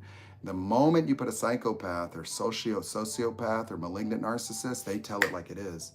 They reconstitute themselves in the false identity of a campaign slogan. And, and they're dangerous because they don't need things to be true or real. They don't want their false reality to be collapsed by reality. They'll fight like hell for the preservation of whatever grandiose victimhood that you invest into them. And so our system takes advantage of these people. And while our system's full of idiots that don't have manifestos like a Mussolini's or the guy in Germany, I can't say his name, but the mechanism of propaganda was created by Edward Bernays in the early 1900s using Freudian psychology. American consumerism is a replacement for democracy that was a willful indoctrination through education to prepare people to be only mindless consumers, unable to ideate on their own. The analytical voice of the mind is a pathology that has been amplified to force people into indoctrinated consumption. And victimhood is the only basis of their social existences, so they would not have a Martin Luther King problem. That's it. Awareness gets you nailed to the cross because it violates every single subjective reality. That reality is an objective world where every single molecule in existence today exists in one arrangement, and we all stand in that world. Your relationship to that world is your subjective hell. A projected experiential fear-based overlay that you navigate trapped within, projecting the same dissociative moment of the origin story of your ego. The experience of being not enough, the experience of being confused, dissociated, broken, the experience of being something's wrong with me, the experience of needing to figure it out so you could be perfect for your mommy and daddy, where mommy and daddy became predatory threats to your survival, where disappointment, it carries the fear of being unalived with it irrationally. And if you want to know why people jump off of buildings when they lose money, it's because their ego requires the money to stabilize a false identity to protect itself from the fear of death irrationally. And so we will destroy the planet trying to achieve more. And so the kingdom of God was merely just the consciousness being restored in the human mind so they have an accurate relationship to reality without the needs of any validation, without the need to fix or change oneself. Because without the contamination of a talking voice in your head invented in childhood to embody the objectified me to fix itself, to create a false future to live into, the deal with the devil is the yellow brick road to your personal fantasies. That when a Martin Luther King comes around, it obliterates everybody's future, including the victim's future. That the most difficult thing for Martin Luther King would be to get the black people to align. Because if you notice, it wasn't a victim movement. It wasn't a Black Lives Matter looking for microaggressions. It wasn't blaming white people. It wasn't reverse racism. When you see modern victim movements that are picking through Twitter to try to demonize somebody to get some donations, they just sell it out. And so victimhood is never going to result in anything but more of the same. The next revolutionary leader is the next dictator. Because if all you're going to do is rally victims to blame and scapegoat other people and dehumanize people, there is not going to be much more of that we can withstand.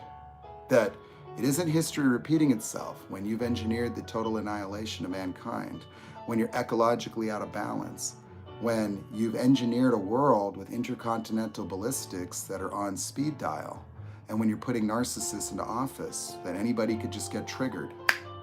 That's what you want? You want launch codes in the hands of a malignant narcissist? What happens when they get pancreatic cancer? What happens when they get triggered? What happens? What does a narcissistic discard phase look like for somebody that has launch codes? You want to know where these school unalivings are coming from? It's the dehumanizing effects of text messages. When you go online, you become radicalized because the only thing you could express is the dark voice of your mind. People that just talk to me in the comments and refuse to talk to me are scared. And they don't realize that it's a dementing force to only express your inner darkness because your emotional states need to be satiated through communication, through emoting, through your face, through your voice. How often did you have a dark thought at the gym and then when you talk to somebody, it vanishes? That you humanize the person. But when you're in your own world of I'm not enough, you're judging and criticizing everyone. When you go online, that's all that gets expressed. When you go online to avoid rejection, you get 10,000 rejections. You don't get the rite of passage of asking someone on prom when you hide behind swiping. And so we've dehumanized a whole culture of people because they grew up not in a normal environment where what they find attractive is in their math class, but it's Instagram. And so they see 10,000, modified people, and then they feel inferior. And so these inferior-driven people are the result of consumerism, propaganda, the result of radicalizing dehumanization, the result of Twitter only being a vehicle for the radicalization of the mobs, Facebook, and then the investment into all these divisions simply for the convenience of blocking people into predictable groups of voters and consumers. And so everybody is just competing for influence. And if you make a website and you produce belligerent propaganda that makes people upset and believe things that aren't true, you can help get the next president elected. And you convince them not to be a Democrat, to be a Republican. Because these people will believe anything from the earth is flat to you're a superhero at night. And you can say anything to them. And if it gives them identity and gives them victimhood and gives them grandiosity and supersedes science and makes the Einstein's an idiot, 1 × 1 = 2, they go for that. They go for that. That they want grandiosity. They don't want the truth. Karens don't want the truth. They don't want you to resolve anything. They want the entitlement to sadism. They want to throw kids in cages. They want to patrol the borders. They want to blame somebody. And when you have the most prosperous nation teetering on self-annihilation because white people of all people are victims, persecuted, oh, holy fuck. You mean we've got Walmart, Costco, body modification. You can modify any neurotransmitter you want. Everybody can get access to therapy. You got dating apps. You got Uber Eats. You got Surf and Turf. You got every taste bud touched any moment you want. Somebody to make you coffee with no fucking effort. anything you want in America, and you can drive a big ass diesel truck and run over squirrels, and you can walk around with your pew pew toys, and you can do whatever the fuck. And if it's not enough for you, and you got to blame immigrants, and you got to blame women, and you got to blame LGBT, this is insanity. And nobody wants to call it out. And so I'm sitting here looking at this, and I'm like, I get to go on TikTok to have somebody tell me I don't know what the fuck I'm talking about. And I could literally talk to somebody and they exit their suffering. Like on, you know, and a therapist couldn't do that with a lifetime of crossword puzzles and diagnostics and randomized behavioral cognitive fucking body trauma, horse shit, shock therapy, pop some fucking pills. I mean, holy fuck. And so we've got people drawing vision boards, praying to Jesus, their sociopathic father figures in the sky, fighting over nothing, fighting over peanuts, entitling themselves to more fucking more. And everybody's got a flat panel TV, 12 iPhone, fucking, you know, dating apps, social networking, total connectivity, all the information you could ever want, mindless entertainment subscriptions, movies, sporting events, mountains, snowboarding, skiing, like anything you want to do. America gives you everything you want. And all you want is victimhood. You got to find a reason to pin your suffering on someone else that's in a different fucking group. And we're talking about race still? Like, you telling me that we can't get the message that the melanin in your skin doesn't tell me anything about you at all? That consciousness is transcendent? That a child doesn't have a choice of where to be born? And that if you want to be some special American individual asshole, yet for some reason when it comes to women or it comes to immigrants or it comes to migrants, you don't have the integrity to investigate multinational corporations and their effects on the finances of South American countries. You don't want to take any responsibility for our impact on the environment or the impact on the culture of other places. You don't want to look about the economic disparities that we willfully maintain and hurt other people, that we punish the citizens of other countries as if it affects the president over there, while exploiting the president and cashing them out to get our multinational corporations in there to cash crop so you can have cheaper coffee, bananas, and avocados in America. And then those children need to come here for some food, and we're gonna throw them in cages and lose the paperwork on their parents. And we're gonna say we're a nation under God. And we're gonna say whoopsie to the 100,000, 180,000 Iraqi civilians that got eradicated, so we can send no bid contracts so the Department of Defense can cash out the Halliburtons of the world. And so we allow the military industrial complex and oil industry into the White House and Congress, billions spent on lobbying. And then the people you get to select are the ones that corporate America chooses and then funds. And as long as they maintain the status quo, we don't care if they're a child predator. We know they're a sellout. They want the sellout. They want the guy who wants the self-esteem boost of being on television and bullshitting other people, arbitrarily disabling our Congress that has no more representative locality when you have nationalistic, nonsensical ideologies predicated on shared victimhood and sadism.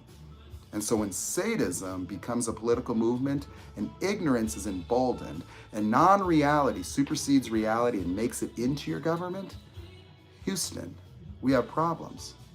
We can't deal with reality when we don't articulate it. And if reality is too inconvenient for you, you might be too far gone for what I have to tell you. Because if you just want more victimhood, if you need to know who to blame for your life, you need to stop looking for anyone to blame, including yourself. Because blame, shame, has no place in your consciousness. You need your mind. You need your mind to navigate. This is not going to last. We need adults to step up. We need academia to realize that we can cure people. We need to be giving people medication that cures NPD, that cures psychopathy. We need to start to really understand that we cannot indoctrinate children to be unable to think. We need to realize that Sigmund Freud was wrong. The subconscious is not something to fear. That the dark libidinal forces that they thought was in the subconscious is the ego. The fucking ego is the problem. That you can indoctrinate people with greed and fear and then not create the very social chaos that you said you were trying to avoid. That consumerism was sold to the United States as a way for corporate America and the government to collude to prevent social disorder, to pacify the children that they indoctrinate, into buying things they don't need to make themselves endlessly happy and fat, corporate America and the government would take care of the rest for us, and we'd vote simply based on our own narcissistic needs. And boy, oh boy, were they right. And now it's just one victim story. And when you have political campaigns that demonize and use smear tactics and lie, when you could just say WMDs and the T word, and people will sign off on whatever you want, and you say, hey, your freedom is because of that. So you just might as well guilt trip yourself and keep up with the Kardashians. So your right to get a BBL and implants and refinance yourself to oblivion is thanks to our military industrial complex for keeping you safe. Why don't you use your passport and see how safe you feel? You know, like making more psychopaths makes us safe. You know, what happens when they bankrupted the US Treasury to the point of no return? What happens if, you know, say a Swiss rating agency gives a Treasury note a B- grade and the interest rate goes to 10%, and next year's interest payments on the 36 trillion requires 50 trillion to be the next cycle, and then 100 trillion. And then you can't pay for the gas to go in your military. And then now you know why Mark Zuckerberg has a bunker. So the math doesn't math. Now, I don't really give a fuck about a system because it's stupid. You know, we're dumb enough to think that money means something. And so we need to understand the math. And intellectual people around the world need to say, hey, we need to fix the system before it collapses. Because when human beings have reached the epitome of ignorance, where you could have a show Survivor, we're taking a modern moron and taking their iPhone away and putting them on an island with 12 cameras, and it's like a shock if they could make it a week. Like, we made it out of the fucking Stone Age already, bitch. We survived the dinosaurs in whatever fucking form we were. And so to see that people are that indoctrinated to where you could cut off a wire transfer to a country and people starve, but the animals are okay? How did a human being become so dissociated that without a system, without a cubicle, without an identity given to them, without a department store to represent who they are, without a car to embody their fertility as a man, without accentuating their body parts in order to avoid being devalued by narcissists, to get more likes, to reduce the chances of being discarded, people have reached a level of narcissism that is destroying our civilization. Or we could step over a homeless person, put a kid in a cage, and then sign off on trillions of dollars to level countries, no questions asked. Why? Because it correlates to fear and ignorance. And so we have sadistic needs and fear needs and greed. And if that's the entire basis of our worldview, we don't have a democracy. See, I don't worry about who's the president as much as the fact that I concern over people that would actually think that a malignant narcissist who would be a child predator confirmed would be somebody that he says tells it like it is. That's ignorance. That's evil. Evil. Evil is the denial of truth and reality. It's the blasphemy of the ego. To think that you can choose to define reality like a multiple choice proposition, that your choice to believe something means that that something has become true since the beginning of time. You think you're eeny, meeny, miny, mo word salad machine of bullshit. You can sit here and discuss terminologies like you're some kind of human thesaurus. And like whatever your argument, whatever who's loudest wins, and you want to have a gotcha moment. So you're going to take the teachings of Jesus and turn it into a narcissistic fight online to tell someone they're going to hell? No. No, this is, child predators being shuffled around by Catholic churches, mega church leaders. Like, we're, for me, there's no going back. Like, I can't go in, and just say, hey, look at me. I made my supercharger. When I know the truth about people, when I know that I could make a difference by going on TikTok, there's people that follow me here that send me a message that they're ready to end it all. And there's no psychologist that answered that call. There's nobody to talk to them but me. It's hard for me to go out there and work on an engine. when I know I could come here and somebody might hear me talk and it's a different life. But without people waking up, there's no hope. I don't have hope for the future because I know that the combination of me, my awakening, my knowledge, for me to discover what I know about the mental health of people, nobody knows what I know and nobody ever will. I know the math on that, because I can't find it anywhere. And I'm like, I guess I'm it. Like, fuck, that's a burden. And then to come get shit on every day. Yeah. Hi, Lily. Hi. How are you? Can I give a hug? Okay. Hi, Lily. I like your glasses, Lily. Yeah. When you get a chance, Yes. you put that cover Yes, on. yes. This is cute. You ready for Halloween? Oh, it's good to see you. Oh, you're so cute. You ready to say I love you. It's tomorrow. This week. I'm excited too. I love you my first time. So, see, I really don't like people saying, oh, you're a genius, because it is only a neurological condition. Okay. That part of the vast majority of what it is that I experience as my own intelligence is a result of epiphanies. It's a result of getting more brain power. So, when people say that I'm something, they're denying that what I'm saying is true. I'm saying we're all something. A dolphin's a dolphin. A human being's a human being. That the cognitive abilities of some of these people that you consider geniuses are available in many, many billions of people, but it's not available because it's neurologically turned off. That when the person is forced into an ego state of consciousness, they have a subconscious mind, and the subconscious mind is a total sum of cognitive abilities and awareness and visual power that has the capacity to form a universe-sized mind that can literally reconcile everything that it's ever experienced and generate new paradigms of awareness and knowledge in a way that you might consider to be psychic. But it isn't. It isn't.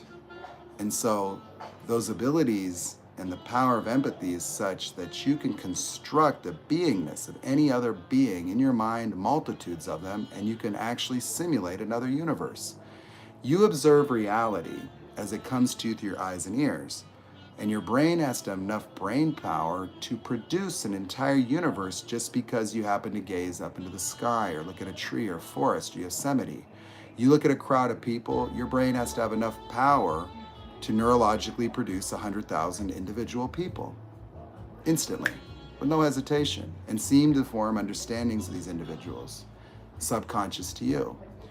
And so that's a lot of video power. That's a huge amount of processing capacity. But the imagination is the total reserve sum of power that can create an alternate reality connected objectively to everything you've ever experienced to simulate reality, to plan the future. You want to know how we could take a wolf and make a shepherd, or make a shamu a clown for children's amusement? To be able to stand on the nose of a fucking killer whale that would eat a polar bear and have it jump in the sky being trained by a tiny human woman, where somebody's cognitive power can exceed that of this mighty killer whale and train it into a circus stunt, make a fucking Kodiak bear ride a bicycle, to look at a bird and say, I'm gonna fly and master the physics of it, to be able to look at matter and then define it with mathematics and valence shells, to be able to put a whole universe in your mind and then only be able to talk to other human beings using the math that you had to invent to translate an entire universe, and then to make the telescopes to go into outer space, into particle accelerators, to expand your eyeball by reading the data from subatomic particles from colliding protons at the speed of light. And that's the power of the human mind, where most people struggle to just do basic math, and they couldn't imagine what it's like to be a Sir Isaac Newton and to invent calculus in the same time frame you're ruminating about your fucking ex-girlfriend on TikTok. So you're telling me you're an intellectual because you go around ruminating and talking to yourself and you happen to love Terrence Howard. Well, that's nice. I know you like the Anunnaki and you want to draw fucking vision boards, but I'm going to tell you something. If you're talking to yourself, you might as well be schizophrenic, because the gift of consciousness is not befallen upon you yet, because you have no concept of what that universe is like. The total power of your brain when you sleep is available when you're awake. And when it's uncontaminated by fear, it does not create a boundary. Your imagination is no longer used as a viewing lens for your suffering. It turns around and it becomes part of the architecture of the three-dimensional world. And you just see things. And so knowledge for me forms as a three-dimensional experience, a multi-dimensional experience, where I can simulate something in a millisecond, an entire relationship. Or I can relive years of my life by having flashbacks, and the memories are a billionfold larger, and I Inception style relive them all and learn the entire architecture of my entire subconscious down to the organizing principles of reality at the very genesis of reality, between the collusion of a three-dimensional world and the emotions that contextualize it. And in my imagination, I reinvented the entire definition of language. I re-examined emotions as they form in the first-person experience of animals. I looked at the sympathetic nervous system, the autonomic nervous system, and I discovered its role in the formation of something's wrong with me being the human vocalization of the first phase of the sympathetic nervous system. And that is how we objectified ourselves as flight or flight predatory threats and lost 99.9% of our consciousness. That when the child dissociates into something's wrong with me, they block the entire formation of reality and have to figure it out because they dissociated, and figuring it out maintains a dissociation boundary between subconscious and conscious, where understanding and word salad formations of subjective interpretation is compensatory to the total loss of consciousness. That's it. And so teaching people how to dissociate themselves by struggling to do basic math for 18 years set them up to be children for the rest of their life. So they wouldn't understand the world independent of the media and government. So you couldn't question what's going on over there because you don't have enough brain power. You can't visualize anything if all you can do is talk to yourself and pick sides based on your fear of smallness. So as you retreat into a political party to point fingers and throw shit at other people like monkeys in cages, that is exactly how the system was engineered, so that you would never discover yourself, so you would not be a Martin Luther King. The system responds to every civil rights movement where they didn't want the Vietnam experience, so they needed to get that propaganda machine saluting those troops real quick, enslaving people into believing that their freedom came from what we're doing out in Afghanistan and Iraq.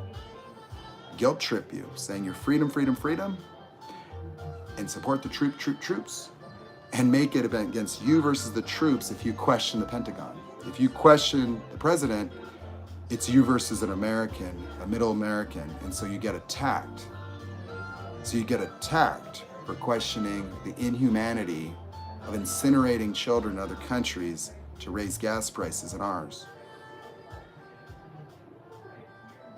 Yeah, to prevent the participation of oil-rich countries.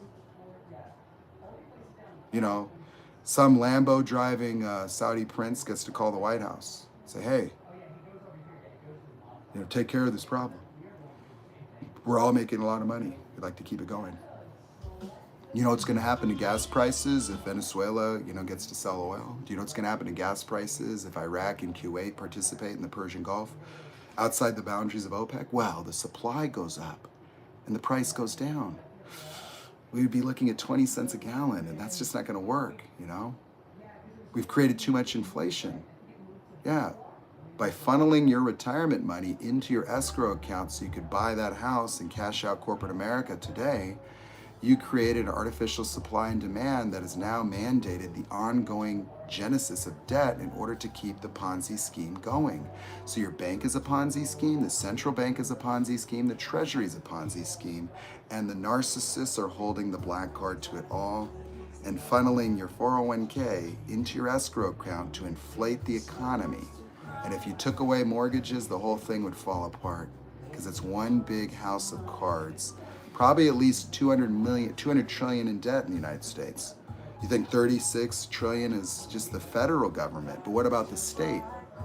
What about the county? What about the city? What about the municipality? What about the individual? What about the corporation?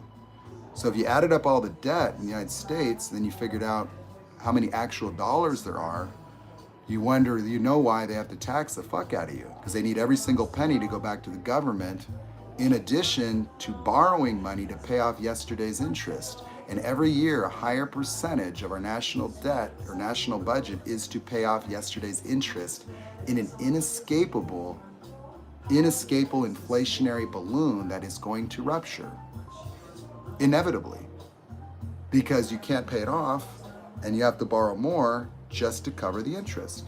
And so all it takes is a default. All it takes is a rating agency in another country to say the Treasury is no longer a secure instrument to invest in, and China, Japan, all these countries just stop buying them, then the interest rate goes from 3 to 10%, and goodbye, America. Just overnight. And that's how stupid we are. Now, does that need to happen? No. We're talking about numbers and bullshit. Like, nobody has an interest in the total collapse of civilization over something as dumb as a fucking currency, but human beings are that goddamn dumb. Like, we're that stupid.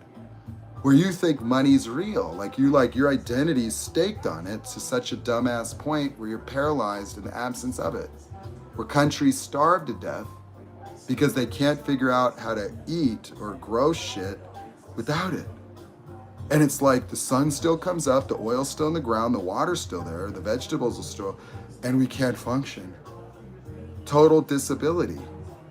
And everyone's disabled. Without their validation coupons to tell them that they're good enough, they'll they can't buy their boob job, and what are they gonna do?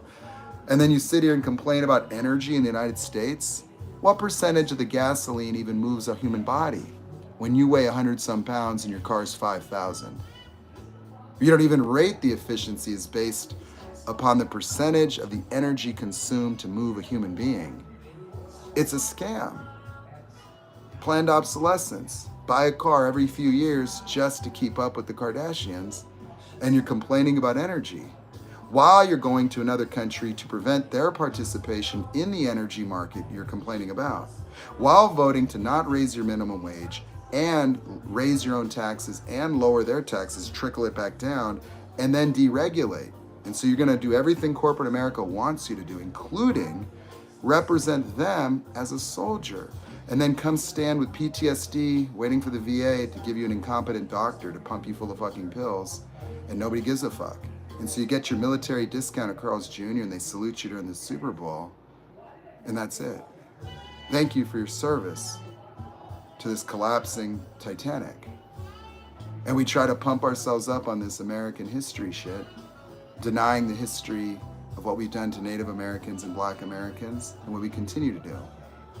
And then we try to tell you who an American really is. Well, it's a diesel driving red, idiot, like, that hates people and is afraid of symbols of LGBT on alcohol containers might be enough to push them over the edge. They're not gonna let Bud Light change them. Bud Light's counting on it. Oh, you'll be back, son. If that's how mad you got, something triggered. So maybe it was when you used to wear your high heels and put on your mom's makeup at 13, your dad caught you, but whatever it is, Ron DeSantis, just relax, man. Just try on a wig at night, Call Mike Pence, put on some pantyhose, dance around, see if you like it. He probably will. Maybe you could pray together. So that's the world I live in.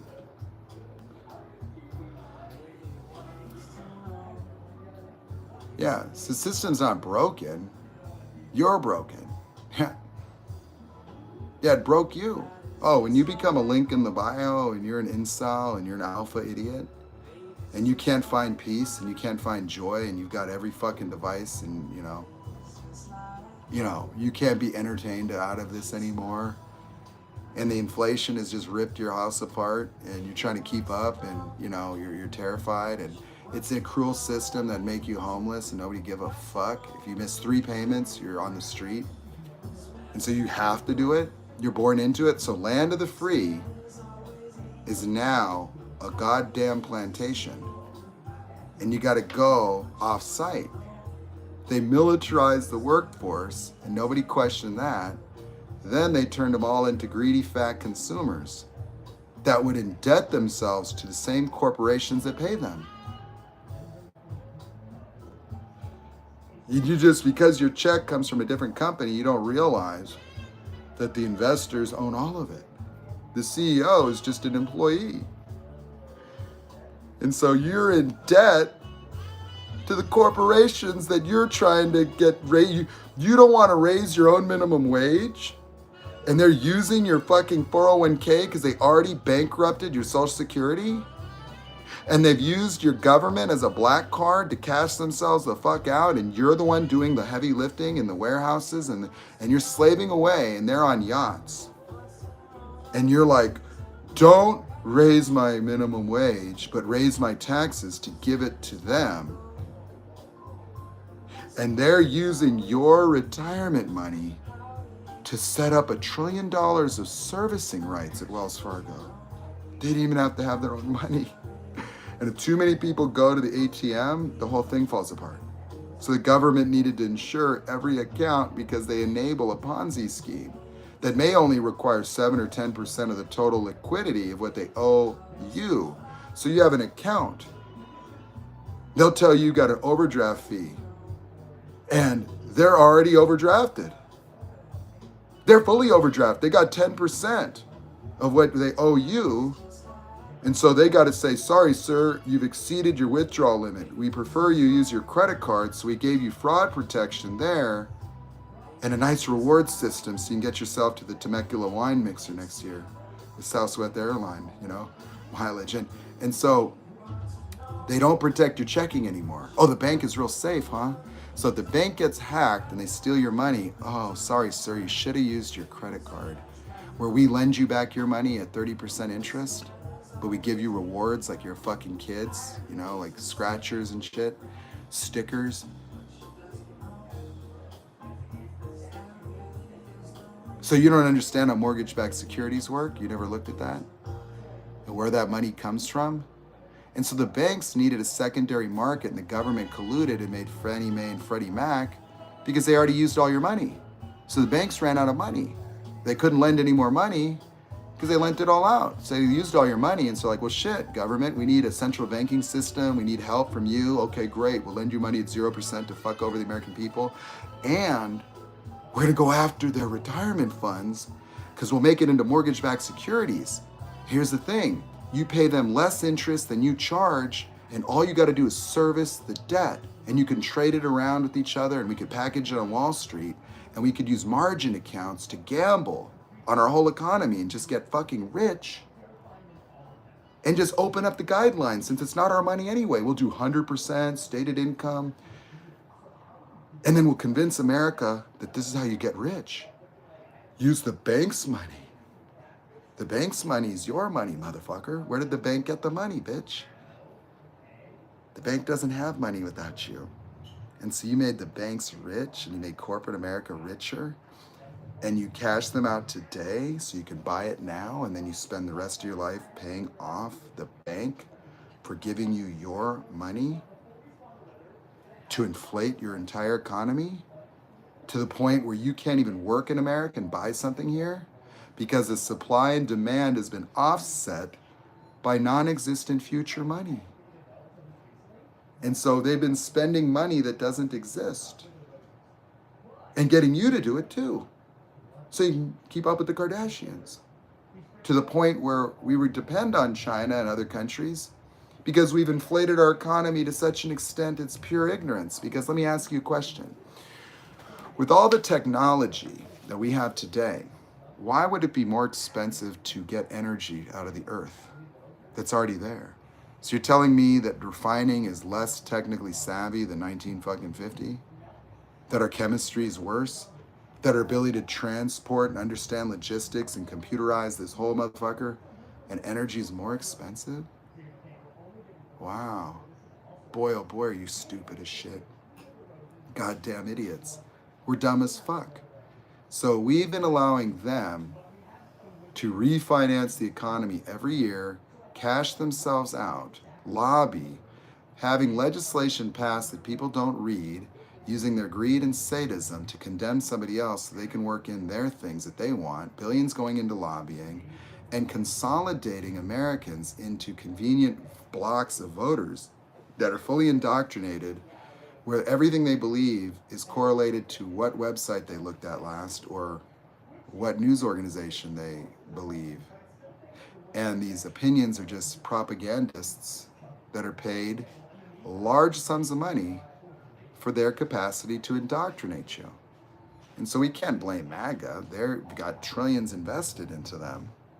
Copious amounts of money to engineer people that would actually vote against themselves, that would vote to hurt themselves and then be a victim about being unable to afford bread. They didn't want a minimum wage increase because they cannot understand that the average rent in California in 1979 was $250 and now it's like $3,500.